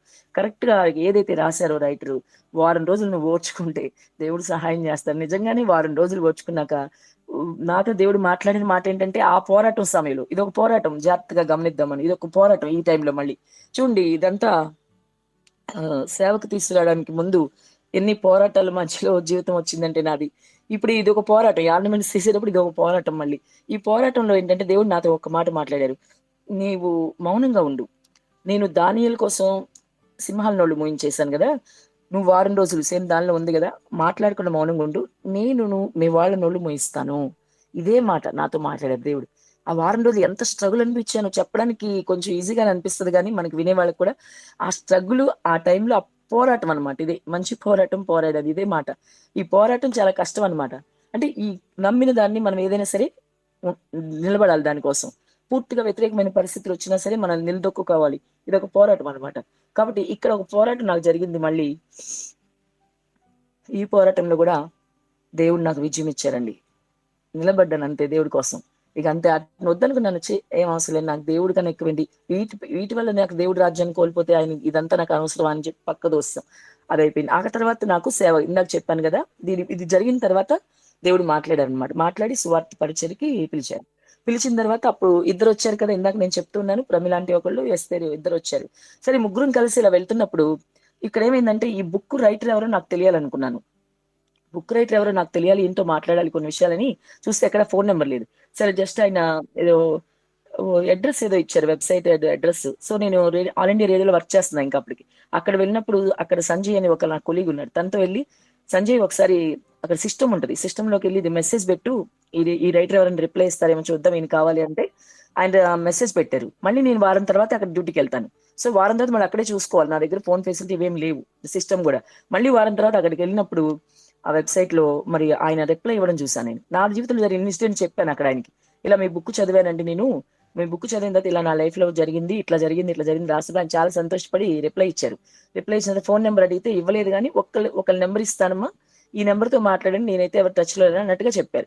అప్పుడు ఆ నెంబర్ మన పీటర్ గారి నెంబర్ అనమాట. అది పీటర్ గారితో మాట్లాడా. అప్పుడు ఆయన టచ్ లోకి వచ్చారు. మనకి టచ్ లోకి వచ్చాక అక్కడ ఈయనతో నాకు పరిచయం అయింది. దేవుని స్తోత్రం, ఒక మంచి దైవ సేవకులతో ఆ విధంగా దేవుడు నాకు పరిచయం చేశారనమాట. ఎందుకంటే ఇలాంటి ఈయనతో పరిచయం లేకపోతే మళ్ళీ నా లైఫ్ అంతా చాలా కీ రోల్ అనమాట, ప్రాముఖ్యమైన రోల్ కాబట్టి చెప్తున్నాను అనమాట. అంటే దేవుడు డైరెక్ట్ గా మన దగ్గరికి రారు, డైరెక్ట్ గా ఇది అవ్వదు కాబట్టి ఎవరో ఒకరి ద్వారా మనకి దేవుడు సహాయం అందిస్తారు. కాబట్టి ఆ సహాయం నాకు అక్కడ నుంచి పీటర్ గారి ద్వారా పరిచయం అనమాట. ఇట్లా మాట్లాడితే మన సువార్త చేస్తే అన్ని మాట్లాడేదాన్ని, అన్ని చెప్పేదాన్ని ఇక్కడ జరిగినాయని. ఎందుకంటే ఇక్కడ షేర్ చేసుకోవడానికి ఎవరు లేరు కదా. ఇక్కడ ఫ్యామిలీ అంతా వ్యతిరేకం, సంఘం చూస్తే పూర్తిగా వ్యతిరేకం. సంఘం పరిస్థితి ఎలాగ అయిపోయిందంటే, ఇప్పుడు సువార్తకి వెళ్తున్నాం కాబట్టి వీళ్ళు ఏం చేస్తున్నారంటే, ఇక మా ముగ్గురు మీద కక్ష కట్టడం మొదలు పెట్టారు సంఘం అంతా. ఏంటి వీళ్ళు బయటికి వెళ్ళి చేస్తున్నారంట, అప్పటికే జాబ్ రిజైన్ చేయమన్నారు దేవుడు. నీ ఇక్కడ స్వరం ద్వారా నాతో మాట్లాడారు. నువ్వు చేసింది ఇక్కడ చాలమ్మా, నాకు నా సేవ చేయాలి నువ్వు అని చెప్పారు. ఏం చేయాలి ఏంటని కనిపెట్టి ప్రార్థించడం అన్ని చెప్పారు. తర్వాత ఆల్ ఇండియా రేడియోలో అనౌన్సర్ గా ఇది ఒకటి చేసుకున్నా ప్రభా జాబ్ అని అన్నప్పుడు అక్కడ కూడా వద్దన్నాడు ఆయన. సినిమా పాటలు వేయాలి ఇక్కడ, ఆల్ ఇండియా రేడియో అంటే అంతే కదా, రేడియోలో సినిమా పాటలు వేస్తాం కాబట్టి ఈ పాటలు కూడా వద్దు, నువ్వు మొత్తం వదిలేసి అన్నారు జాబ్. 2 hours అన్నా చెప్తాను ప్రభా నేను అన్నాడు. 2 hours చెప్పినా మాకు మంచి శాలరీ ఇస్తారు ఇక్కడ, కానీ వద్దన్నారు ఆయన. వద్దు అంతే. అప్పటికే 14 years జాబ్ చేశాను నేను. ఒకరోజు పీటర్ గారు వాళ్ళ సిస్టర్ దివ్య ఇద్దరు వచ్చారు మన దగ్గరికి. వచ్చినప్పుడు కూడా నేను చెప్పాను అనమాట, అయితే 14 years జాబ్ చేశారా మీరు, చాలా చిన్నగా కనిపిస్తున్నారు ఏంటి అని చెప్పి వాళ్ళు ఆశ్చర్యపోయారు. అప్పటికి 11 years అయింది ఆయనతో పరిచయం. 11 years తర్వాత ఇంకో 3 years చేశాను అనమాట. చేసిన తర్వాత ఇలాగా ఈ పరిచయం అయిన తర్వాత ఈ సువార్త గురించి ఇక్కడ జరిగే ప్రతి ఇన్సిడెంట్ షేర్ చేసుకునేదాన్ని. చాలా ధైర్యం చెప్పేవాళ్ళు ఆయన నాకు. సరే ప్రతిదీ ఆయన ఇలా దేవుడు ఆయన ద్వారా నాతో మాట్లాడి ధైర్యం చెప్తున్నప్పుడు ఇలా సువార్తకి వెళ్తున్నప్పుడు ఇక సంఘం నుంచి పూర్తిగా వ్యతిరేకత వచ్చేసింది. వీళ్ళు ఏంటని చెప్పి ఇప్పుడు ఏం చేశారంటే, అప్పుడు నాతో పాటు వీళ్ళిద్దరు ఉన్నారు కదా, వీళ్ళిద్దరిని లాగేశారు. ఇంటికి వెళ్ళి సంఘ పెద్దల్ని పంపించి అసలు ఇట్లా చేయకూడదు, ఇది తప్పు, మీకు శాపం వచ్చేస్తుంది, భయం అనమాట, భయపెట్టడం. అంటే నా దగ్గరకు వచ్చి చెప్తే నేను ఎలాగో ఒప్పుకోను కదా, ఆ శాపం వచ్చినా పర్లేదు నేను చేస్తాను అంటానికి ఎట్లా, కానీ నా దగ్గరికి రాకుండా వీళ్ళిద్దరి దగ్గరికి వెళ్ళి ఏదో చెప్పేసి ఇద్దరిని కూడా మళ్ళీ వెనక్కి లాగేశారు. అక్కడ వెనక్కి లాగేసి ఇంక మళ్ళీ సింగిల్ అయిపోయాను నేను. అదే చెప్పి ఇప్పుడు పోరాటమే అనమాట, ఇది సింగిల్ గా పోరాటమే మళ్ళీ కూడా. ఇలా మళ్ళీ పోరాటం మళ్ళీ మొదలైంది. ఇంకో సింగిల్ గా ఉన్నా ఏం చేయగలుగుతాను మళ్ళీ నేను. సరే అప్పుడు కూడా పీటర్ గారు మాట్లాడింది ఏంటంటే, మీరు ఎక్కడెక్కడికి వెళ్తున్నారు ఆ సువార్త చేసినప్పుడు వాళ్ళ నెంబర్స్ తీసుకోండి, అడ్రస్లు తీసుకోండి అని చెప్తే, ఈ రోజు కూడా నాకు అదే అలవాటు. ఆయన ఏదైతే చెప్పారో అప్పుడు ఈ రోజుకి కూడా ఎవరి దగ్గర సువార్త చేసి వచ్చినా వెంటనే బుక్ రెడీగా ఉంటుంది. నాకు బుక్ రాసుకుని మళ్ళీ నా ఫోన్ నెంబర్ రాసుకుంటాను. నేను ఫోన్ లో ఒకసారి పోతాయి కాబట్టి ఇది మనకి గ్యారంటీ అని. ఆ రోజు రాసిన డైరీ ఈ రోజు కూడా నా దగ్గర ఉంది. 2011 నుంచి కూడా ఇప్పటి వరకు అనమాట, దాదాపు 14 years అవుతుంది. కానీ ఆ డైరీలు ఇప్పటి వరకు ఆ రాసిన ఫస్ట్ ఎవరికి సువార్త చేసాము చెప్పారు కదా ఈయన, ఆ రాసుకోవాలని చెప్పి అలాగే రాసుకుంటూ ఆ ఫోన్ నెంబర్లు మెయింటైన్ చేస్తాను. ఇప్పుడు కూడా ఆ డైరీ ఉంది నా దగ్గర. కాబట్టి అలా దేవుడు నాకు సహాయం చేస్తూ వచ్చారు. ఈ పోరాటం అంతట్లో కూడా ప్రతిసారి అడుగడుగున దేవుడు సహాయం అనమాట నాకు. ఎందుకంటే ప్రతిసారి నిలబడ్డా నేను. చర్చిలోంచి ఎంత వ్యతిరేకత అంటే అంత వ్యతిరేకత. ఇక ఫైనల్ గా నా దగ్గరికి పంపించారు పాస్టర్ గారు. ఒక రోజు అయితే ఒక ప్రసంగం అంతా నా గురించే. అది మాతో పాటు ఇద్దరు వచ్చారుగా, వీళ్ళిద్దరు కూడా అదే చర్చ్ కదా, ముగ్గురు మీద అసలు సిగ్గేసేసింది. ఆ ప్రసంగాన్ని తిట్లు, మామూలు తిట్లు కదా, అందరూ మా ఇంకా చూస్తున్నారు దోషుల్లాగా మమ్మల్ని. ఇది ఏంటంటే ఏం చెప్పారంటే ఆయన ఒక సామెత తీసుకుని ఏంటన్నారు, ఏనుగు పని ఏనుగు చేయాలి, కుక్క పని కుక్క చేయాలి, కుక్క వచ్చి ఏనుగు పని చేస్తానంటారు ఏంటి, ఈ పని చేస్తారేంటి అని కుక్కలతో పోల్ చేసి మమ్మల్ని ముగ్గురిని కూడా తిట్టేశారు మొత్తం. అసలు గంట సేపు అనమాట. అసలు ఎంత బాధ వచ్చిందంటే నాకు బాగా అవమానం అయిపోయింది అసలుకి. అందరు మమ్మల్ని అలా దోషలా చూస్తుంటే, సంఘం అంతా కదా 100-150 మంది ఉంటారు సంఘం అక్కడ. సో ఇలా చూస్తే బాధేసేసింది. బాధేసి ఇంటికి వచ్చేసి ఏడ్చేసి, ప్రభా ఏంటి నాకు ఇంతలాగా అవమానం అయిపోయింది ఇక్కడ, ఇదేంటి ఇలా అంటాడు, సంఘం అంతా అలా చూస్తున్నారు, అసలు ఇదంతా వద్దులే నాకు, నీకు ఒక్క మాట చెప్పు, నేను ఇప్పుడు నీ కోసం పని చేస్తుంటే అసలు ఎవరికి నచ్చుతున్నానంటావు, నేను ఎవరికి నచ్చట్లేదు, నేను పోరాటం, మళ్ళీ ఇది ఒక పోరాటం అనమాట. సో మా ఇంట్లో వాళ్ళు చూస్తేనేమో పక్కాగా నాకు వ్యతిరేక వేరు. నేనంటే ఇష్టం ఉండే నాన్న కూడా పూర్తిగా అటు వెళ్ళిపోయాడు, నా వైపు లేడు అసలుకి, నా మీద ఇష్టం పోయింది ఆయనకి. సో ఇలా జరిగింది. ఇటువైపు చూస్తేనేమో సంఘం చూస్తేనేమో నీ కోసం చేస్తుంటే వీళ్ళు దేవునికి సంబంధించిన వాళ్ళే కదా, వీళ్ళకి ఏమైనా ఇష్టం ఉంటున్నానా నేను, వీళ్ళకి ఇష్టం ఉండట్లేదు. ఇదంతా ఎందుకంటావు, నాకు పాత లైఫ్ గుర్తొస్తుంది మళ్ళీ. చాలా పోష్గా ఎంతో ఇదిగా ఉండేవాళ్ళం కదా, అది గుర్తొచ్చేస్తుంది మళ్ళీ.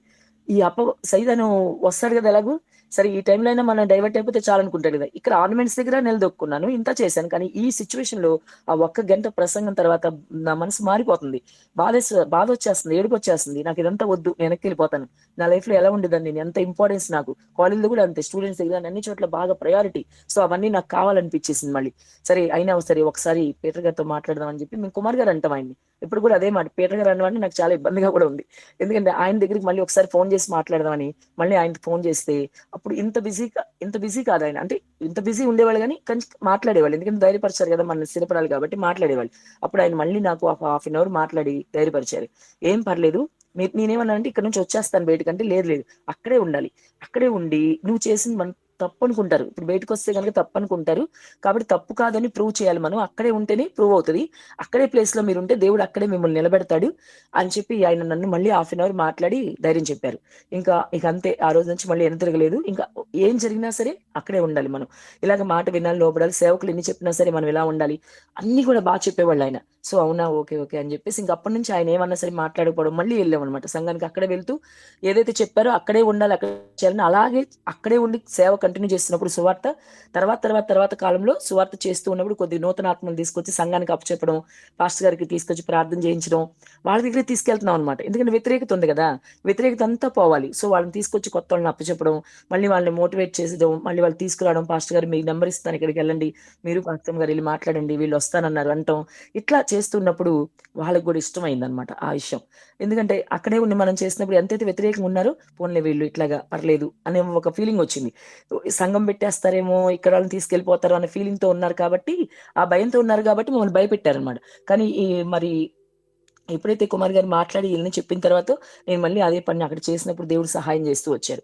అలాగే కంటిన్యూ అవుతున్నప్పుడు ఇలాగే సువార్త చేయడం, కొన్ని ఏరియాలకు వెళ్ళడం, అక్కడ కొంతమందిని బలపరిచి మళ్ళీ కొద్దిగా 6 మంత్స్, 1 ఇయర్ చెప్పిన ప్లేస్లు కూడా ఉన్నాయి.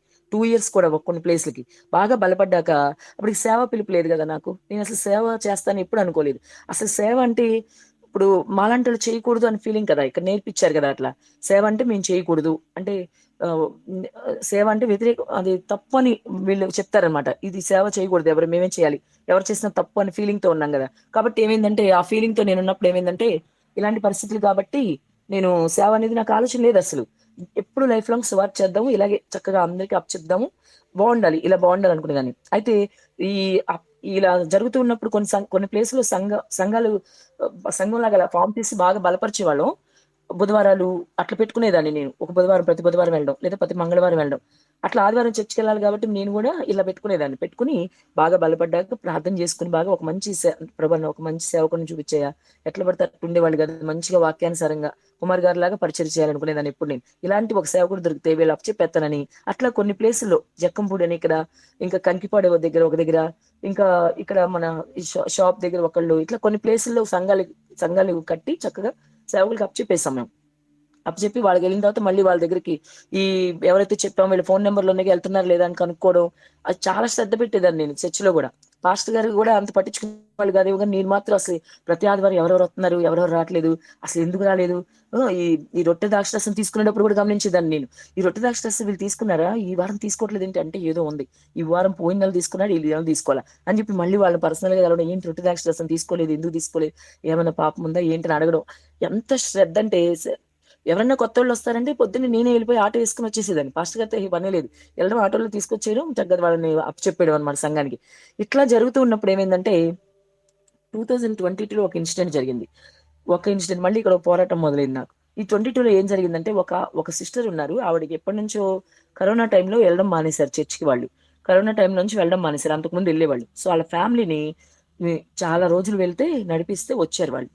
అలాగే ఇంకొక ఫ్యామిలీ ఏంటంటే 2 ఇయర్స్ వెళ్ళాను వాళ్ళ దగ్గరికి, చర్చికి రానన్నారని ప్రతి మంగళవారం వెళ్ళి వాళ్ళ ఇంట్లో ప్రార్థన పెట్టి, ఎంత బిజీగా ఉన్నా సరే మంగళవారం వెళ్ళి ప్రార్థన పెట్టి, నేనే వెళ్ళి వాళ్ళ దగ్గర ప్రార్థన చేసి వాళ్ళకి వాక్యం చెప్పి బలపడ్డాక 2 ఏళ్ళు అయ్యాక ఇప్పుడు వస్తారమ్మా చర్చికి అంటే వస్తానన్నారండి.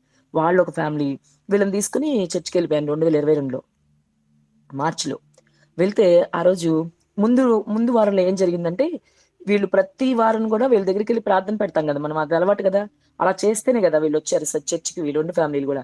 ఇది అలవాటు మీద ప్రార్థన పెట్టడం అంటే ఏం లేదు, నేను నాతో పాటు ఇంకో సువార్త చేయడానికి ఒకళ్ళు వస్తారు, మేము ఇద్దరం వెళ్ళి కాసేపు కూర్చుని దేవుడి మాట మళ్ళీ చెప్పి కొంచెం బలపరిచి చిన్న ప్రార్థన చేసి వచ్చేస్తాం ఇంతే. ప్రార్థన పెట్టడం అంటే గుంపుగా తీసుకెళ్లిపోయి ప్రార్థన పెట్టడం కాదు, జస్ట్ ప్రార్థన చేసి వచ్చేస్తాం ఇంతే, ఇదే.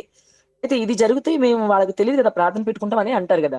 సో ఇది జరుగుతుంటే ఒక రోజు ఏమైందంటే, ఈ ఫ్యామిలీ వీళ్ళిద్దరిలో 2 ఫ్యామిలీలు కదా, ఒక ఫ్యామిలీలో ఇది జరిగితే నేను అప్పటికే పాస్టర్ గారికి నెంబర్ ఇచ్చి, ఇదిగో వీళ్ళు కొత్తగా వస్తున్నారు పాస్టర్ గారు, మీరు పాస్టర్ గారు వెళ్ళండి అని చెప్పి అడ్రస్ కూడా చెప్పి పంపించేశాను. వెళ్ళిన తర్వాత వాళ్ళు ఈమెతో మాట్లాడుతూ మాటల సందర్భంలో మాకు ఇలా ప్రతి వారం కూడా సిస్టర్ వస్తారు, మరి అది ఎప్పటి నుంచో అలవాటు, అలా చేస్తేనే వాళ్ళు బలపడతారు కదా, వచ్చి ప్రార్థన పెడతారు మాకు అన్నారంట. ఇంకా అంతే వాళ్ళు, ఏంటి ప్రార్థన పెడతారు ఆవిడ ప్రార్థన పెట్టడం ఏంటి, మాకు అప్పచెప్పారు కదా, ఒక నెల రోజులు కూడా అవ్వాలి ఇంకా వాళ్ళకి దగ్గర తీసుకెళ్ళాను అప్పచెప్పి, తీసుకెళ్ళి వాళ్ళకి చర్చికి అప్పచెప్పి ఆవిడ ప్రార్థన పెట్టడం ఏంటంటే, అంటే ఆవిడ కూడా వెంటనే రియలైజ్ అయ్యి ప్రార్థన పెట్టడం అంటే అట్లా కాదండి, వాళ్ళు వచ్చి ప్రార్థన చేస్తారని కూడా చెప్పిందంట. అయినా కానీ కొంచెం అటు ఇటుగా ఏదో మాట్లాడుకున్నారంటే ఇద్దరు వెళ్ళిపోయారు. వెళ్ళిపోయిన తర్వాత నాకు ఈ సిస్టర్ ఫోన్ చేసింది, ఇట్లా అన్నారమ్మా నేను ఇట్లా చెప్పానంటే, అయ్యో అట్లా ఎలా చెప్పారు, ప్రార్థన పెట్టడం వేరు, ప్రార్థన చేసి వెళ్తాం మేము, అది వేరు కదా, ఇప్పుడు ప్రార్థన కావాలంటే వాళ్ళే వస్తారు, చర్చి వాళ్ళు వచ్చి పెడతారు కదా అని అంటే, సరే ఏదో అయిపోయింది. అయిపోయిన తర్వాత నేను ఆ రోజు ఉదయం మార్నింగ్ వెళ్ళినప్పుడు, సండే మార్నింగ్ వెళ్ళినప్పుడు చెప్పాను పాస్టమ్ గారికి. అమ్మ ఇలా జరిగిందంట కదా! మీరు ప్రార్థన పెట్టారని వ్యతిరేకంగా మాట్లాడారంట కదా! నేనేం ప్రార్థన పెట్టడం కాదది. మీరే పెట్టండి. మీకే కదా అప్పచెప్తాను నేను. నేనేం చేస్తాను వాళ్ళని. నేను జస్ట్ ప్రేయర్ చేసి వచ్చాను నేను అని చెప్పాను వాళ్ళకి అంతే. చెప్పిన తర్వాత వాళ్ళు ఏమనుకున్నారు, ముందుగానే ఆయన ప్రసంగం రెడీ చేసుకున్నారు. మొత్తానికి ఏం జరిగిందో గాని నేనైతే చెప్పా మార్నింగ్ ఎళ్ళి గాని. ఇక ఆ రోజు మళ్ళీ మొదలెట్టారు పోరాటం. ఇక ఆ రోజు మెసేజ్ అంతా మళ్ళీ నా గురించే. ఆహ్ ఏం పనులు జేస్తున్నారు మీరు? ఏం జేస్తున్నారు? ప్రార్థనలు మీరు పెట్టడం ఏంటెళ్లి? అదేంటి, ఇదేంటి? ఇది నా గురించి మళ్ళీ. స్వాప్ చేసుకుంటే జేసుకో, పాంప్లెట్‌లు పంచుకుంటే పంచుకో. నువ్వు నీ పని నువ్వు చెయ్యి. మళ్ళీ మొదలెట్టాడియన. ఏనుగును ఈ కథ మళ్ళొచ్చింది. ఆత్మలు తీసుకెళ్ళి ఆ కథ ఇప్పించేదాకా బానే ఉన్నాడాయన. మళ్ళీ ఏనుగును, కుక్క మొదలెట్టాడాయన. కుక్క పని కుక్క చేయాలి, ఏనుగు పని ఏనుగు చేయాలి, నువ్వు పని చేయడం ఏంటి? అది ఇది అని చెప్పి, అసలు నీ సేవ తీసేస్తాడు దేవుడు. నువ్వు ఇలా గనక చేస్తా ఉంటే నీ సేవ తీసేస్తాడు దేవుడు అని మాట్లాడాడు. ఆయన ఎన్ని తిట్టినా ఓర్చుకున్నా గాని ఈ మాట తట్టుకోలేకపోయా నేను. ఈ సేవ తీసేస్తాడు దేవుడు అన్నాడు. ఇంకా ఇంటికొచ్చేసాను. ఇంటికొచ్చాక ఏంటి ప్రభు ఈయన ఇలా మాట్లాడతాడేంటి? ఎన్నిసార్లు చెప్పినా సరే మళ్ళీ మొదటికే వస్తాడు ఈయన. సేవ తీసేస్తానంటాడేంటి? నేనేం తప్పు చేశానా సేవ తీసేయడానికి? నేను ఇంకా సేవ కావాలని కోరుకుంటా కదా! నేనేం తప్పు చేశాను సేవ తీసేస్తానంటాడు. అసలు ఎన్ని సార్లు చెప్పినా ఈయన ఇలా ఉన్నాడేంటి? ఈయనకి ఏదో ఒకటి మనం ఈసారి అర్థమయ్యేటట్టు చెప్పాలా? ఏదో ఒకటి చెప్పాలి ప్రభు అని నేను అనుకుంటూ ఆలోచిస్తా అంటే, అప్పటికే నాకు ఒక 2, 3 మంత్స్ బ్యాక్ నుంచి సేవకుడు అనే టాపిక్ గురించి దేవుడు కొన్ని వీడియోస్ చేయమని చెప్తున్నారు. కొన్ని కొన్ని నాకు ఒక అంశాలిచ్చి రాసుకుంటా నేను. ఆయన ఇచ్చినప్పుడే స్క్రిప్ట్ రాసుకుంటా. మతిమరుపు కూడా వచ్చింది ఈ మధ్య నాకు. అందుకని గబగబా ఆయన ఇచ్చింది రాసేసుకుంటా స్క్రిప్ట్. రాసినప్పుడు నేను అవే వీడియోస్ చేసుకుంటాను. అప్పుడు నాకు దేవుడు మాట్లాడుతుంటే సేవకుడు అనే టాపిక్ గురించి ఉంది కదా! దేవుడు ఎప్పటినుంచో చెప్తున్నారు అది చేయమని. సరే దీని మీద కొన్ని టాపిక్స్ వీడియోస్ చేద్దాం. అసలు సేవకుడు అనేవాళ్ళు ఎలా ఉండాలి? అని చెప్పేసి నువ్వు కొన్ని వీడియోస్ చేస్తే కనీసం ఆ వీడియోలను ఆయన చూసినప్పుడన్నా మార్పు తెచ్చుకుంటాడేమోనని తిమోతి పత్రికలో ఉంటుంది. అధ్యక్షుడు అనేవాడు ఎలా ఉండాలని కొన్ని టాపిక్స్ తీసుకుని నేను చేస్తున్నప్పుడు వీడియో చేయాలి కదా! అందుకని నాకెప్పుడు అగ్ని చేసేవాడు అప్పుడు కూడా వీడియో. అగ్ని కాల్ చేసి ఇలా ఉంది, పరిస్థితి ఇలా ఉంది, సేవకులు ఇట్లా ఉన్నారు. కానీ నాకు ఆ టాపిక్‌తో మీద నేను వీడియోస్ చేయాలి. నువ్వు నాకు హెల్ప్ చేస్తావా అని అడిగితే వెంటనే తను రోజుకో వీడియో చేద్దాం ఏం పర్లేదు నువ్వు పెట్టేస్తే చాలు మీరు నాకు నేను చేస్తానన్నాడు.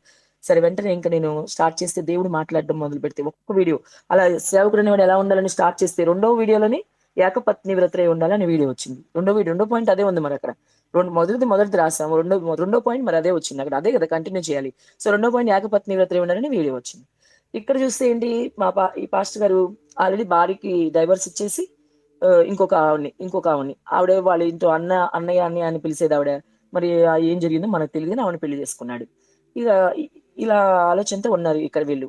సరే సెకండ్ మ్యారేజ్ అయిపోయింది. ఆ అమ్మాయిని డైవర్స్ ఇచ్చేసారు. అమ్మాయి బ్రతుకున్న అమ్మాయి చక్కగా మంచి ఆవిడ కూడా చాలా ఇష్టమన్నా సరే కాదనుకుని ఈ అమ్మాయి ద్వారా ఇచ్చేసి ఏదో సంథింగ్ జరిగినాయని మనకు అనవసరం. కానీ నా వీడియోలో నేను ఏకపత్ని వ్రతే ఉండాలి సేవకుడు అసలు ఎక్కడ టాపిక్ లో నేను పేరు పెట్టింది లేదు, ఆయన పేరు ఏమీ లేదు. మామూలుగా సేవకుడు అనేది ప్రియ సేవక బహు జాగ్రత్త టైటిల్ కూడా గుర్తుంది నాకు. ప్రియ సేవక బహు జాగ్రత్త ఇది ఇలా జరుగుతున్నప్పుడు ఆ వీడియో చూసి ఇంకా ఆయన ఇక నాతో ఉన్నోళ్ళే ఇప్పుడు ఎవరైతే సువార్తకు వచ్చిందో ప్రమిళ అంటే ఇంకా వాళ్ళ దగ్గరికి వెళ్ళి ఇట్లా చేస్తుందయ్యా మీ గురించే చేస్తుంది ఇవన్నీ అని ఏదో ఎక్కేసింది. సరే ఆయన అన్ని చూసి ఇంకా చూసావు ఇది నా గురించే చేశారని మొదలు పెట్టారు. అది మనకి గ్రూప్స్ ఉంటాయి కదా, అన్ని గ్రూప్స్ లో పెట్టుకుంటాను నేను. అది ఏపీ పాస్టర్స్ గ్రూప్ ఏదో గ్రూప్ ఉంటే దానిలో పెట్టాను.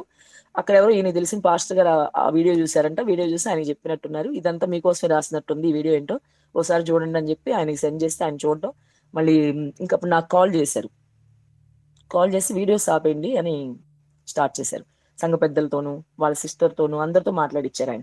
నేను అన్నాను వీడియోస్ నేను ఎందుకు ఆపాలి, దేవుడు నాతో చెప్పారు మాట్లాడమని, ఈ టాపిక్ అయ్యే వరకు ఆపను. అసలు మీ గురించి మ్యాటరే లేదు. మీ పేరు థామస్ అనే పేరే లేదు దానిలో. సేవకుడు అనే టాపిక్ తీసుకున్నా నేను. దానిలో సేవకుడు మద్యపానం చేయకూడదు అని కూడా ఉంది కదా. మీరేమైనా చేస్తారండి మద్యపానం? ఆ వీడియో మీకు వస్తుందా? కాదు కదా. ఇప్పుడు ఏదో ఏకపత్ని వ్రతులు ఏమన్నారంటే అది మీరే ఎందుకు అనుకోవాలి కదా అని చెప్పి నేను మాట్లాడాను. కట్ చేయమని చాలా వీడియోలు ఆపమని చాలా ప్రయత్నించాడు ఆయన. నేను దేవుడితో మాట్లాడాను, వద్దన్నారు దేవుడు. కంటిన్యూ చేయమన్నారు దేవుడు. నాకు క్లియర్ గా మాట్లాడారు నాతో. 19 వీడియోస్ వచ్చినాయి. 19 వీడియోస్ 19 వీడియోలు దాని మీదే. ప్రతిరోజు ఒక వీడియో పెట్టుకుని అప్లోడ్ చేస్తుందని. నాకేం ఇబ్బంది లేదు. ఎవరిని దగ్గర బ్లేమ్ చేయాలని కాదు ఆయన్ని. అలా చేస్తే ఇంకా ఆయన చూసి ఆలోచించేసుకుని వారం అంతా కింద పడి మీద పడి ఆలోచించేసుకుని నా మీద అన్ని కుట్రలు చేసేసి ఇక డిసైడ్ అయిపోయారనమాట ఒక విషయం గురించి. డిసైడ్ అయిపోయి ఇక ఆ రోజు సండే వర్షిప్ జరుగుతుంది.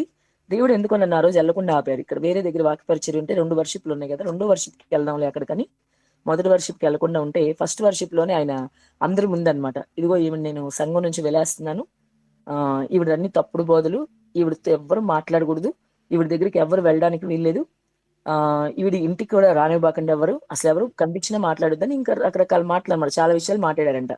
సరే నేను వెళ్ళలేదు కానీ నేను ఎవరైతే నడిపించానో ఫ్యామిలీస్ వాళ్ళు ఉన్నారు కదా, వాళ్ళు ఫోన్ చేసి చెప్పారు.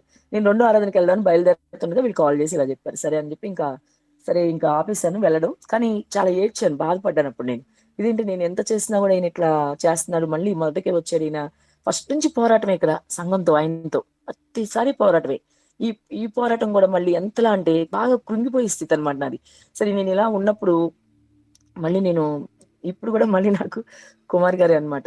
సో ఆయన మళ్ళీ నా లైఫ్ లో చాలా కీ రోల్. సో మళ్ళీ ఆయన ఏం చెప్పారంటే నాతో మాట్లాడారు, ఏం బాధపడొద్దు మీరు ఈ సిచ్యువేషన్ బట్టి, అస్సలు బాధపడాల్సిన లేదు, మీకు దేవుడు ఆశీర్వాదం ఇది, మనం చేసిన దానిలో తప్పులు. నేను అడిగాను వీడియోస్ కూడా, నాదేమైనా తప్పు ఉందేమో కూడా సరి చేసుకోవాలిగా. ఇప్పుడు ఇందాక కూడా ఆయన అన్నారు కదా పీటర్ గారు, మనం ఎప్పుడు కూడా ప్రపంచం అంతా తప్పే, నేను తప్పు కాదని మాట్లాడతాం నిజంగానే మనం. అలాగే నేను కూడా ఈయనతో మాట్లాడినప్పుడు ప్రతిసారి కూడా నేను అనుకుంటాను, ఆయన సపోర్ట్ చేస్తున్నప్పుడు కూడా నా తప్పు ఉంటే చెప్పేయాలి ముందుకి, నేను ఏం చేశానో మొత్తం చెప్పేయాలి. ఆయన నన్ను తప్పు పట్టి ఇలా చేయాలి ఇలా చేయకూడదు అని చెప్పినా నేను తీసుకుంటా.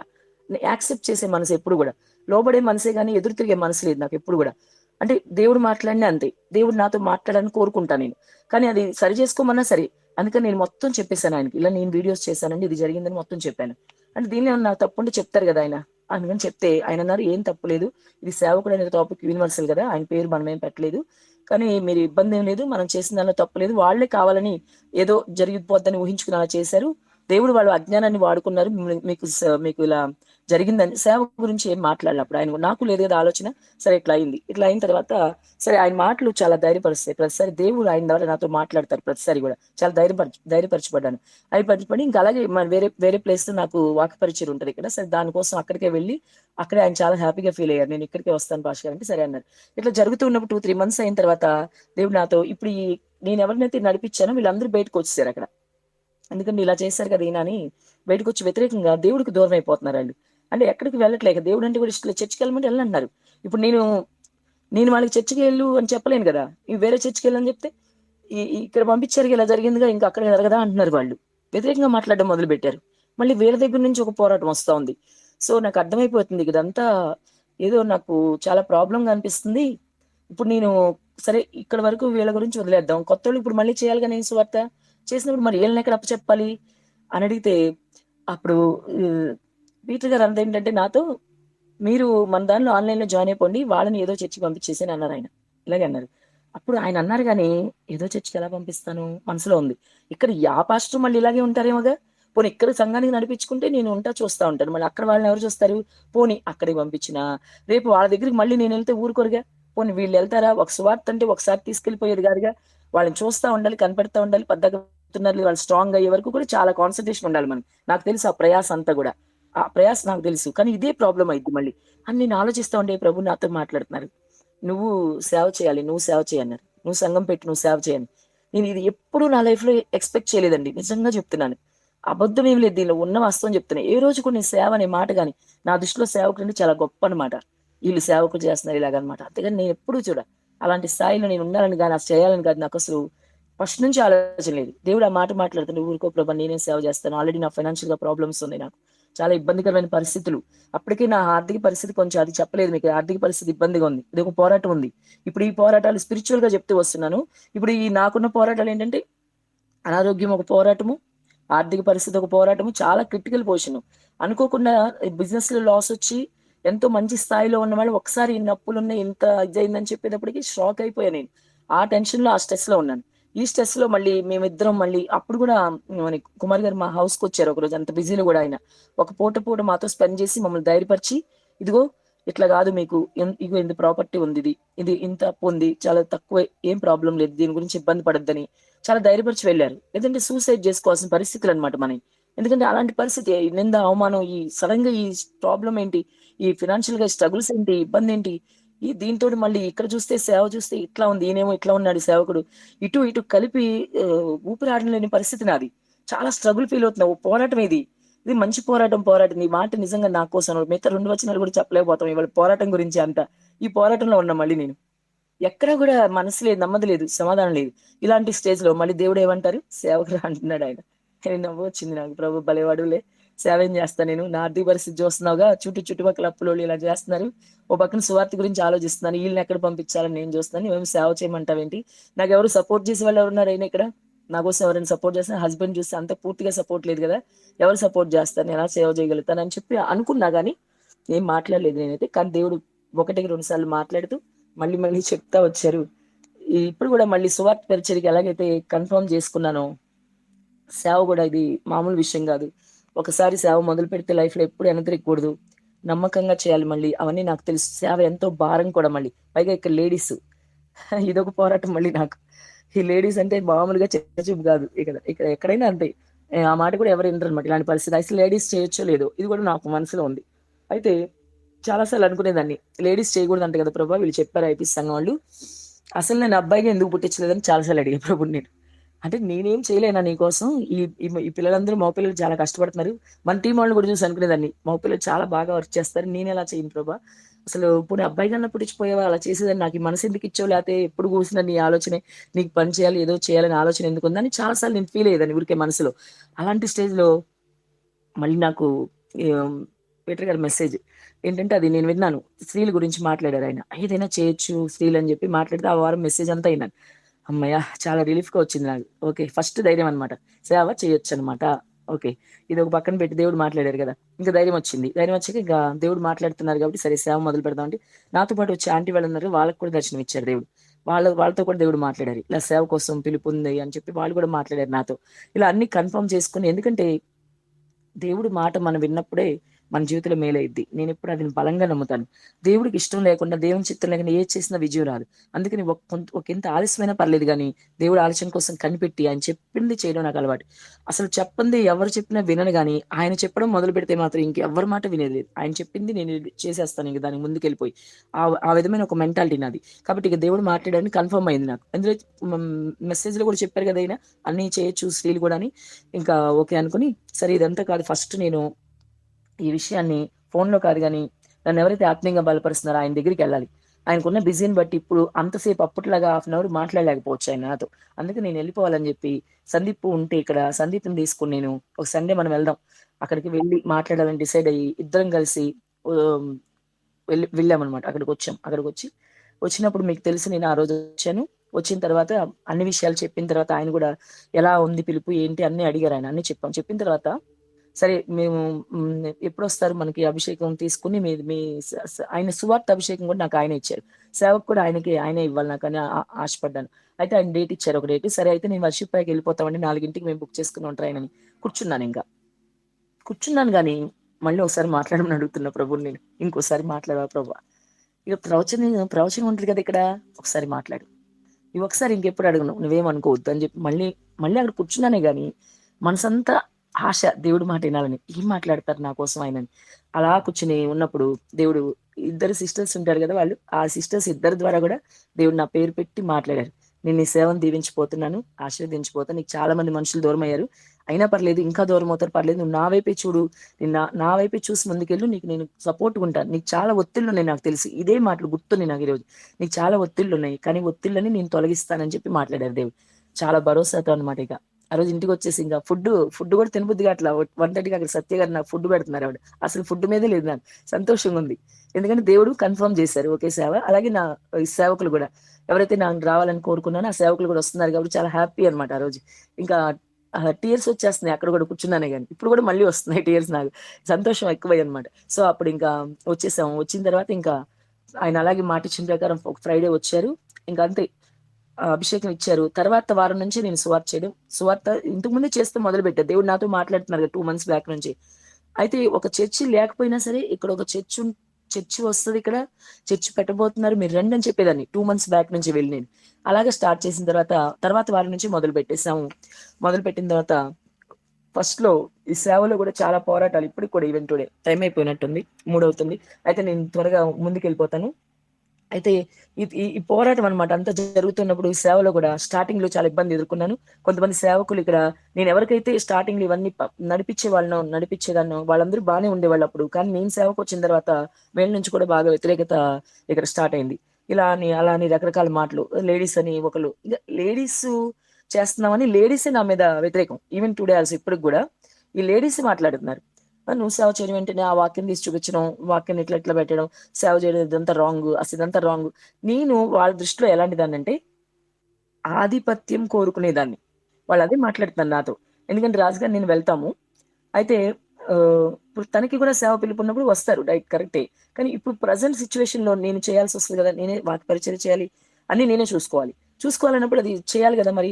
చేయడం గొప్ప ధన్యత గదా! అది అది పక్కన బెట్టి, అసలు నీ ఆధిపత్యం కోరుకునేదానివి నువ్వు. నువ్వు భర్తని పక్కన పెట్టి నువ్వు చేస్తావు. నీకు దాన్నేమంటారంటే ఎక్కువ హ్మ్. ఎక్కువ హెచ్చించుకోవడం. హెచ్చించుకోవడం నీకిష్టమా అని ఇలా స్త్రీల నుంచి వ్యతిరేకత అన్నమాట. స్త్రీలు మాట్లాడడం. జెంట్స్ నుంచి కాకపోయినా ఎక్కువ స్త్రీల నుంచి ఇలా వ్యతిరేకత. చాలా పోరాటం అన్నమాట. చాలా మాటలంటున్నారు నన్ను. అయితే హెచ్చించుకోవడము ఆధిపత్యం కాదిక్కడ. అసలు ఇప్పుడు సేవ చేయడం అనేది చాలా ఒక భారమైన విషయం. దానికోసం ఇష్టంగా ముందుకు రావడం ఒక విషయం. అంతేకాకుండా అది ఎలా నడిపించడం ఎంత ఎంత ఇదండి. అది నేను వాస్తవంగా నా పరిస్థితికి నేను చాలా బలహీనురాలిని. అసలు ఎంత బలహీనత అంటే అంత బలహీనత. క్లియర్‌గా కూడా చెప్పలేను అంత బలహీనత. తెలుసు కుమార్ గారికి వీళ్ళందరికీ తెలుసు నా బలహీనత ఏంటో. ఈ రోజు కూడా నేను ఎంత బలహీనం అంటే, ఏ రోజు ఎప్పుడు అలసిపోతానో నాకే తెలీదు. ఎప్పుడు నీరసం అయిపోతానో, ఏం చేయలేనో కూడా నాకే తెలీదు. అలాంటి ఒక పరిస్థితి అన్నమాట నాది. మరి ఇలాంటి సిట్యుయేషన్‌లో ఈ సేవ చేయడం అంటే సండే వస్తే మార్నింగే నేను ప్రేయర్ చేసుకుంటాను. ప్రభా రోజంతా నాకు ఓపికివ్వయ్యా. సడెన్‌గా నీరసం వచ్చేస్తది ఒకరోజు. సండే మార్నింగ్‌కల్లా. ఇంకా రోజంతా వర్క్ చేయాలి గదా! ప్రతిదీ చూసుకోవాలి అక్కడ మళ్ళీ వర్షిప్‌లో అన్నీ చూసుకోవాలి. అంతేకాదు దీనికి ఇంకొక పోరాటం ఏంటి ఇంట్లో కూడా గదా! ఇంట్లో వర్క్ ఉంటది లేడీస్ కాబట్టి. అసలు ఉదయం లేచామంటే కంటిన్యూస్ వర్క్. ఈరోజు నాకు మెసేజ్ ఇస్తానని కుమార్ గారు మాట్లాడినప్పుడు నేను చాలా సంతోషపడ్డాను. ఎందుకంటే చాలా సార్లు అనుకునేదాన్ని ఇక్కడ ఈ 4 డేస్ చాలా సూపర్ కదా! ఈ 4 రోజులు భలే ఉంటది ఇక్కడ వాతావరణం. నేను ఒక్కరోజైనా వెళ్ళగలిగితే బావుంటది. కానీ నన్నెవరు పిలవరు కదా! అనుకునేదాన్ని మళ్ళీ. అంటే లేడీస్ కదా! మనం ఎవరు పిలుత్తారులే అనుకునేదాన్ని నేను మళ్ళీ. కానీ దేవుడు కృప చూపిచ్చారు నాకు. ఆయన మాట్లాడినప్పుడు చాలా సంతోషపడ్డా. వాక్యం రెడీ చేసుకోవాలి నేను. వాక్యం రెడీ చేసుకోవాలి. కానీ సమయం ఎక్కడుంది? ఉదయం నుంచి కూడా పొద్దున్నే 5:30కి లేస్తాం. నైట్ పడుకున్నాడు 12 దాటిపోద్ది. నైట్ మళ్ళీ పొద్దున్నే ఎర్లీగా లేవాలి. లేచి మళ్ళీ ఇంట్లో పనంతా చక్కబెట్టుకోవాలి ఫస్ట్ ఆఫ్ ఆల్. ఇంట్లో పనంతా చక్కబెట్టుకొని ఇదంతా ఎంత ముందు లేద్దామని ఎంత ముందు చేద్దామని అవ్వదిది. కనీసం 8 అవుతది. ఇంట్లో పనంతా చక్కబెట్టి మళ్ళీ నేను మా మదర్‌కి కానీ అన్నీ రెడీ చేసుకొని ఇంట్లో ఆమెకి కొంచెం రాజుగారికి రెడీ చేసుకోవాలి. అన్నీ రెడీ చేయాలి. చేసుకొని అంతా అయ్యేటప్పటికి టైం అవుతది. సో, అయిన తర్వాత మళ్ళీ ఇక్కడ సంఘం ఉంది కాబట్టి ఇప్పుడు మనకి వాళ్ళు ఎవరో ఒకళ్ళు ఫోన్ చేయడమో లేకపోతే వాళ్ళు ఎవరైనా గబాల్న ఫోన్ చేసి ప్రేయర్‌కి చేస్తారు కదా! వస్తారా సిస్టర్ అని అడుగుతారు. మళ్ళీ ఇవన్నీ చూసుకోవాలి. ఎవరు ఉండరు మళ్ళీ నన్ను తీసుకెళ్ళడానికి కూడా. ఎందుకంటే మళ్ళీ ఈయన పనిలో ఈయన ఉంటారు. సో, మళ్ళీ అక్కడికి వెళ్లి వాళ్ళని చూసుకొని రావాలి. ఇట్లా ఇవన్నీ చేసుకొని అసలు ఈరోజు కొన్ని మళ్ళీ ఈ సడెన్‌గా అనుకోకుండా ఈ కొంతమంది విధవరాలుంటారు. వాళ్ళకి చీరలు గూడా తేవాల్సొచ్చింది. ఆ పని కూడా మళ్ళీ నేనే చేసుకోవాలి. ఎవరు లేరు. రేపే లాస్ట్ డేట్ కదా! టైం లేదు. మళ్ళీ అక్కడికి కూడా వెళ్ళొచ్చాను. వచ్చేప్పటికి నేను అలా వచ్చానో లేదో ఫోన్ చేశారు. ఈలోపు కుమార్ గారు నేను ఆన్‌లైన్‌లోకొచ్చాను. ప్రేయర్ చేసుకున్నాను. ప్రభా నాన్న నాకు సహాయం చేయవా? నేను అంతంత సేపు వాక్యం ప్రిపేర్ అవ్వడానికి కూడా నాకు సమయం గూడా లేదు. నువ్వైతే నాతో మాట్లాడి ఎప్పుడు గూడా సహాయం చేస్తా వస్తారు దేవుడు నాకు. అంటే ఈ కొద్దిగా ఎక్కువ సమయం స్పెండ్ చేయలేకపోయినా ఆ షార్ట్ పీరియడ్‌లో నాకు మెసేజ్ ఇచ్చి ఇది మాట్లాడు అని చెప్తారనమాట దేవుడు.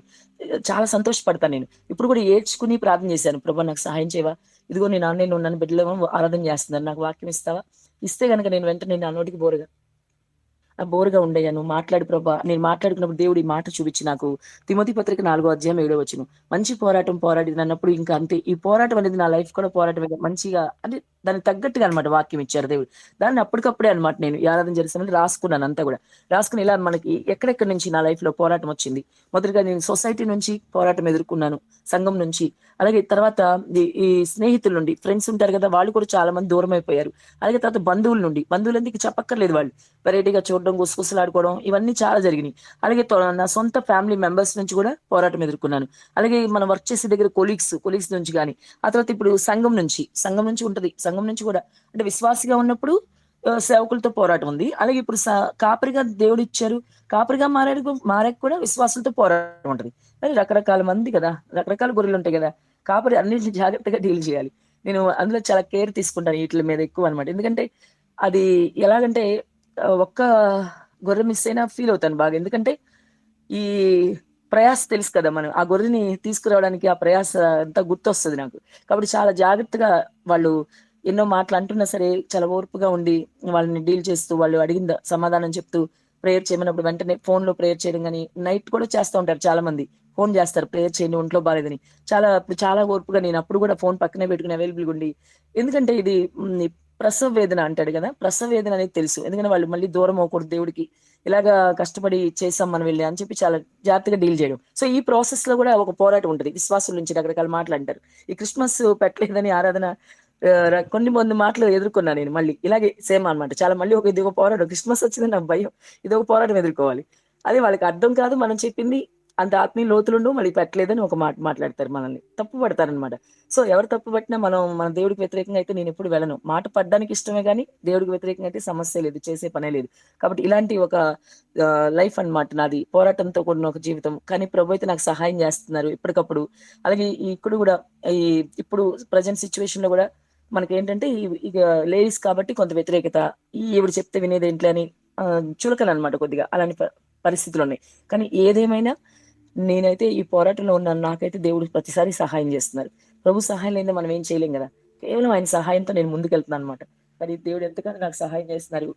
కాబట్టి నాకు నా జీవితంలో జరిగిన ప్రతి ఇన్సిడెంట్ గూడా మనం ఏంటంటే, ఒక మాదిరిగా నా లైఫ్ అంతా గూడా ఒక మాదిరిగా అన్నమాట. ప్రతి ఒక్కళ్ళకి ఎక్కడ అడిగినా సాక్ష్యం చెప్పడానికి వెళ్తాను. ఒక మాదిరిగా మన జీవితం ఉండాలి దేవుడి కోసం. ఇలా పట్టుదల కలిగి మనం ఉన్నప్పుడు దేవుడు సహాయం జేస్తారు. ఒక మంచి పోరాటం దేవుడి కోసం మనం పోరాడాలి.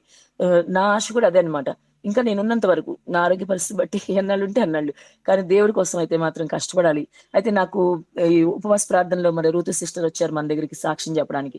అప్పుడు ఆవిడ ద్వారా గూడా తర్వాత కూడా సిస్టర్ ప్రేయర్ చేస్తున్నప్పుడు మాట్లాడారంట. 2, 3 టైమ్స్ కూడా ఈ న్యూ ఇయర్‌లో కొన్ని కొత్త ఆత్మలు ఇస్తానని మాట్లాడారు దేవుడు. చాలు ఇంకా దేవుడి మాటొస్తే నాకు చాలు గదా! ఇంకా ఎక్కువ హుషారుగా నేను పని చేయాలనుకుంటున్నాను. ఇంకా ఎక్కువ కష్టపడదాం అనుకుంటున్నాను నేను దేవుడి కోసం. ఇప్పుడు చేసిన దానికన్నా గూడా ఈ కొత్త సంవత్సరంలో ఇంకా ఎక్కువ దేవుడి కోసం చేయాలనుకుంటున్నానన్నమాట. నేనే కాదు సంఘస్థుని గూడా అలాగే నేను మోటివేట్ చేస్తానన్నమాట. ఇలాగ మనకి పీటర్ గారు ఎలాగైతే మనందరిని మోటివేట్ చేసి ఇలా రెడీ చేస్తారో, అలాగే నేను కూడా మా సంఘం నుంచి వీళ్ళందరికీ దేవుడు పని చేయాలని, ఇలా పౌరుషంగా దేవుడి కోసం బ్రతకాలని, దేవుడి కోసం నిలబడాలి ఏ పరిస్థితులు ఎదురైనా అని చెప్తా ఉంటారనమాట. సో, అలాగే వీళ్ళు కూడా మోటివేట్ అవుతూ ఉన్నారు. దేవుడు అలా నాకు సహాయం చేస్తున్నారు. మన న్యూ ఇయర్‌లో కూడా నాకు మెయిన్‌గా మీ అందరి సపోర్ట్ అనమాట. మీ అందరి సపోర్ట్ ప్రేయర్స్ నా కోసం ప్రేయర్ చేస్తారు కాబట్టి ఈ సపోర్ట్ నాకు చాలా ఇంపార్టెంట్. అలాగే ఇక్కడ నాకెవ్వరు కూడా అనుకూలంగా ఉండరు. ఎందుకంటే ఈ లేడీస్ సేవ చేస్తున్నారని కొంత మనసులో ఉంటది. లేదంటే కొంచెం షార్ట్ పీరియడ్‌లో మనం ఎక్కువగా సేవ చేయగలిగాం. కొన్ని ఆత్మలను దేవుడి కోసం పట్టుకోగలిగాం గదా! ఇదొక కొంచెం జెలసీ ఉంటది మనసులో. కారణం ఏదైనా గానీ మనకెవరు పెద్దగా సపోర్ట్ చేయరు. కానీ ఎప్పుడూ సపోర్ట్ దేవుడుంటాడనమాట. దేవుని సపోర్ట్ నాకెప్పుడూ ఉంటది. ఆయన హస్తం మాత్రం నన్ను విడిచిపెట్టదు. కాబట్టి ఈ విధంగా ముందుకెళ్తున్నాను. అయితే ఈ పోరాటం అంతట్లో గూడా చివరిగా మనం లాస్ట్ అండ్ ఫైనల్‌గా నేను మంచి పోరాటం పోరాడానని నేను గూడా మనం గూడా మనందరం గూడా అపోస్తలుడైన పౌలు వలె మనం గూడా చెప్పగలిగితే ఆ మాటలున్నాయి గదా! చాలా మంచి మాటలు. మంచి పోరాటం పోరాడితిని, నా పరుగు కడముట్టించితిని, విశ్వాసమును కాపాడుకుంటిని. ఈ మాటలు మనందరం గూడా చెప్పగలిగితే అది గదా దేవుడి కోసం మనం ఏదైనా చేయగలిగేది. అలాంటి ఒక మంచి లైఫ్ అన్నమాట దేవుడి కోసం ఇవ్వాలి. అంటే మన పీటర్ గారు అంత గొప్ప పరిచర్య చేయలేకపోయినా నేనదే అనుకుంటాను. ఆయన్ని జూసి అమ్మో! ఇంత మంచి పరిచర్య చేస్తున్నారు పరుగులెడతా. నేనైతే అంత పరిగెత్తలేను గానీ, నాకున్న దాన్ని బట్టి ప్రభువా నాకున్న ఓపికను బట్టి మాత్రం నేను నమ్మకంగా చేస్తాను. ఎక్కడ గూడా వెనకడుగేయకుండా నేను నాకు నువ్విచ్చిన దాన్ని నమ్మకంగా చేస్తానని తీర్మానంతో ముందుకెళ్తున్నాను. ప్రభు నాకు ఆ విధంగా సహాయం జేస్తూ వస్తున్నారు. కాబట్టి ఈ ఆత్మీయ జీవితంలో ఈ పోరాటం అంతట్లో గూడా మొదటగా నేను దేవుడిని స్తుతిస్తాను. నా జీవితంలోకి ఆయన రావడం చాలా గొప్ప విషయం గాబట్టి ఆయన్ని స్తుతిస్తాను. తర్వాత ఈ ఆత్మీయ జీవితంలో నాకు ఎప్పుడు సపోర్ట్ చేస్తూ నిలబడ్డ దైవజనులున్నారు కదా! పీటర్ గారు ఆయన్ని కూడా నేనెప్పుడు థాంక్స్ చెప్తాననమాట. ఆహ్, అలా దేవుడు నాకు ప్రతి విషయంలో కూడా సహాయం చేస్తూ వస్తున్నారు. కాబట్టి మీ అనుదిన ప్రార్థనలో గూడా నా ఆరోగ్యం గురించి, సేవ గురించి అంతా కూడా ప్రేయర్ చేయండి. ఇప్పుడు చేస్తున్నారు మీరు ఇంకొంచెం నా కోసం ఎక్కువగా ప్రేయర్ చేయండి. దేవుడు నాకు సహాయం చేయాలి. ముఖ్యంగా చర్చ్ లేకపోవడం వల్ల మొన్న చర్చ్ చూస్తే మరి ఆహ్, చిన్న ప్లేస్‌లో పెట్టాం మనం. అప్పుడొచ్చారు ఆయన ప్రార్థన చేశారు పీటర్ గారు. తర్వాత కొద్ది ప్లేస్ మార్చాము. అయితే అప్పుడు కూడా ఆయనతో ప్రేయర్ చేయించుకొని నేను స్టార్ట్ చేశాను. కానీ ఆ ప్లేస్ మరి సతీష్ చెప్తాడిప్పుడు, "ఎంత చిన్న రూమ్ ఇది ఎలా పెట్టేసావు అక్క" అంటుంటే నాకు సిగ్గేసిందసలు. మరేం చేయగలం? ఉన్న పరిస్థితి అది. ఆ రూమ్‌కే 10,000 రెంట్ కడుతున్నాం. కానీ జనాలైతే వస్తున్నారు. ప్లేస్ సరిపోవట్లేదు ఇక్కడ కూడా వాస్తవానికి. 2 ఆరాధనలు పెడుతున్నాం కాబట్టి ఉదయం, సాయంత్రం సరిపోతుంది. ఇప్పుడు 31 తారీఖు, 1 తారీఖు ఎట్లాగా అని మళ్ళీ టెన్షన్ పడుతున్నాం అనమాట. ఎందుకంటే అందరూ ఒకసారి వస్తారు గదా! కాబట్టి కొంచెం ఇబ్బందవుతుంది. ఏదేమైనా దేవుడికి మన ఇబ్బందని తెలుసు కాబట్టి ఆయన సమయంలో ఆయన తప్పకుండా ఇస్తారు. మంచిగా ఒక చర్చ్ ఇస్తే చాలు నాకు ఇంకేమి కోరుకోను లైఫ్‌లో నేను. నాకున్న ఈ ఫైనాన్షియల్ ప్రాబ్లమ్స్ అన్ని సాల్వ్ అయిపోతే కొంచెం మనశ్శాంతిగా ఉంటది. ఈరోజు కూడా మాట్లాడే వాళ్ళు ఎన్నో మాటలు మాట్లాడుతుంటారు. ఫోన్ చేస్తూ ఉంటారు, తిడుతుంటారు. ఇలా ఇయన్నీ పడుతూ కూడా ఇదొక పోరాటం అనమాట మళ్ళీ. అయినప్పటికీ మైండ్ కాన్సంట్రేషను ఒక్కోసారి ఆహ్, ఇటు సేవ వైపు చూపిచ్చాలి గదా! మనం. మొత్తం అంతా చూసుకోవాలి గాబట్టి మళ్ళీ మైండ్ డైవర్ట్ అవుతుంటది. కానీ మళ్ళీ నన్ను నేనే సెట్ చేసుకుంటానన్నమాట. సెట్ చేసుకొని మళ్ళీ ఎవరికీ చెప్పే పరిస్థితి గాదు గదా! మనుషులకి చెప్పుకుంటే ఏముంది?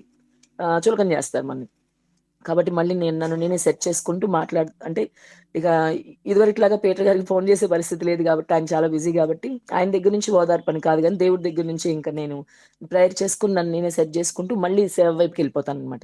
ఎందుకంటే ఎక్కువ బాధపడితే మళ్ళీ సేవ చేయలేము. మళ్ళీ మళ్ళీ దేవుడి పనికి ఆటంకం రాకూడదని ఆ విధంగా ముందుకెళ్తూ ఉన్నాను. ప్రభు నాకు సహాయం చేస్తున్నారు. మరి నాకు ఈ అవకాశం ఇచ్చినందుకు మరొకసారి దేవుని స్తుతిస్తున్నాను.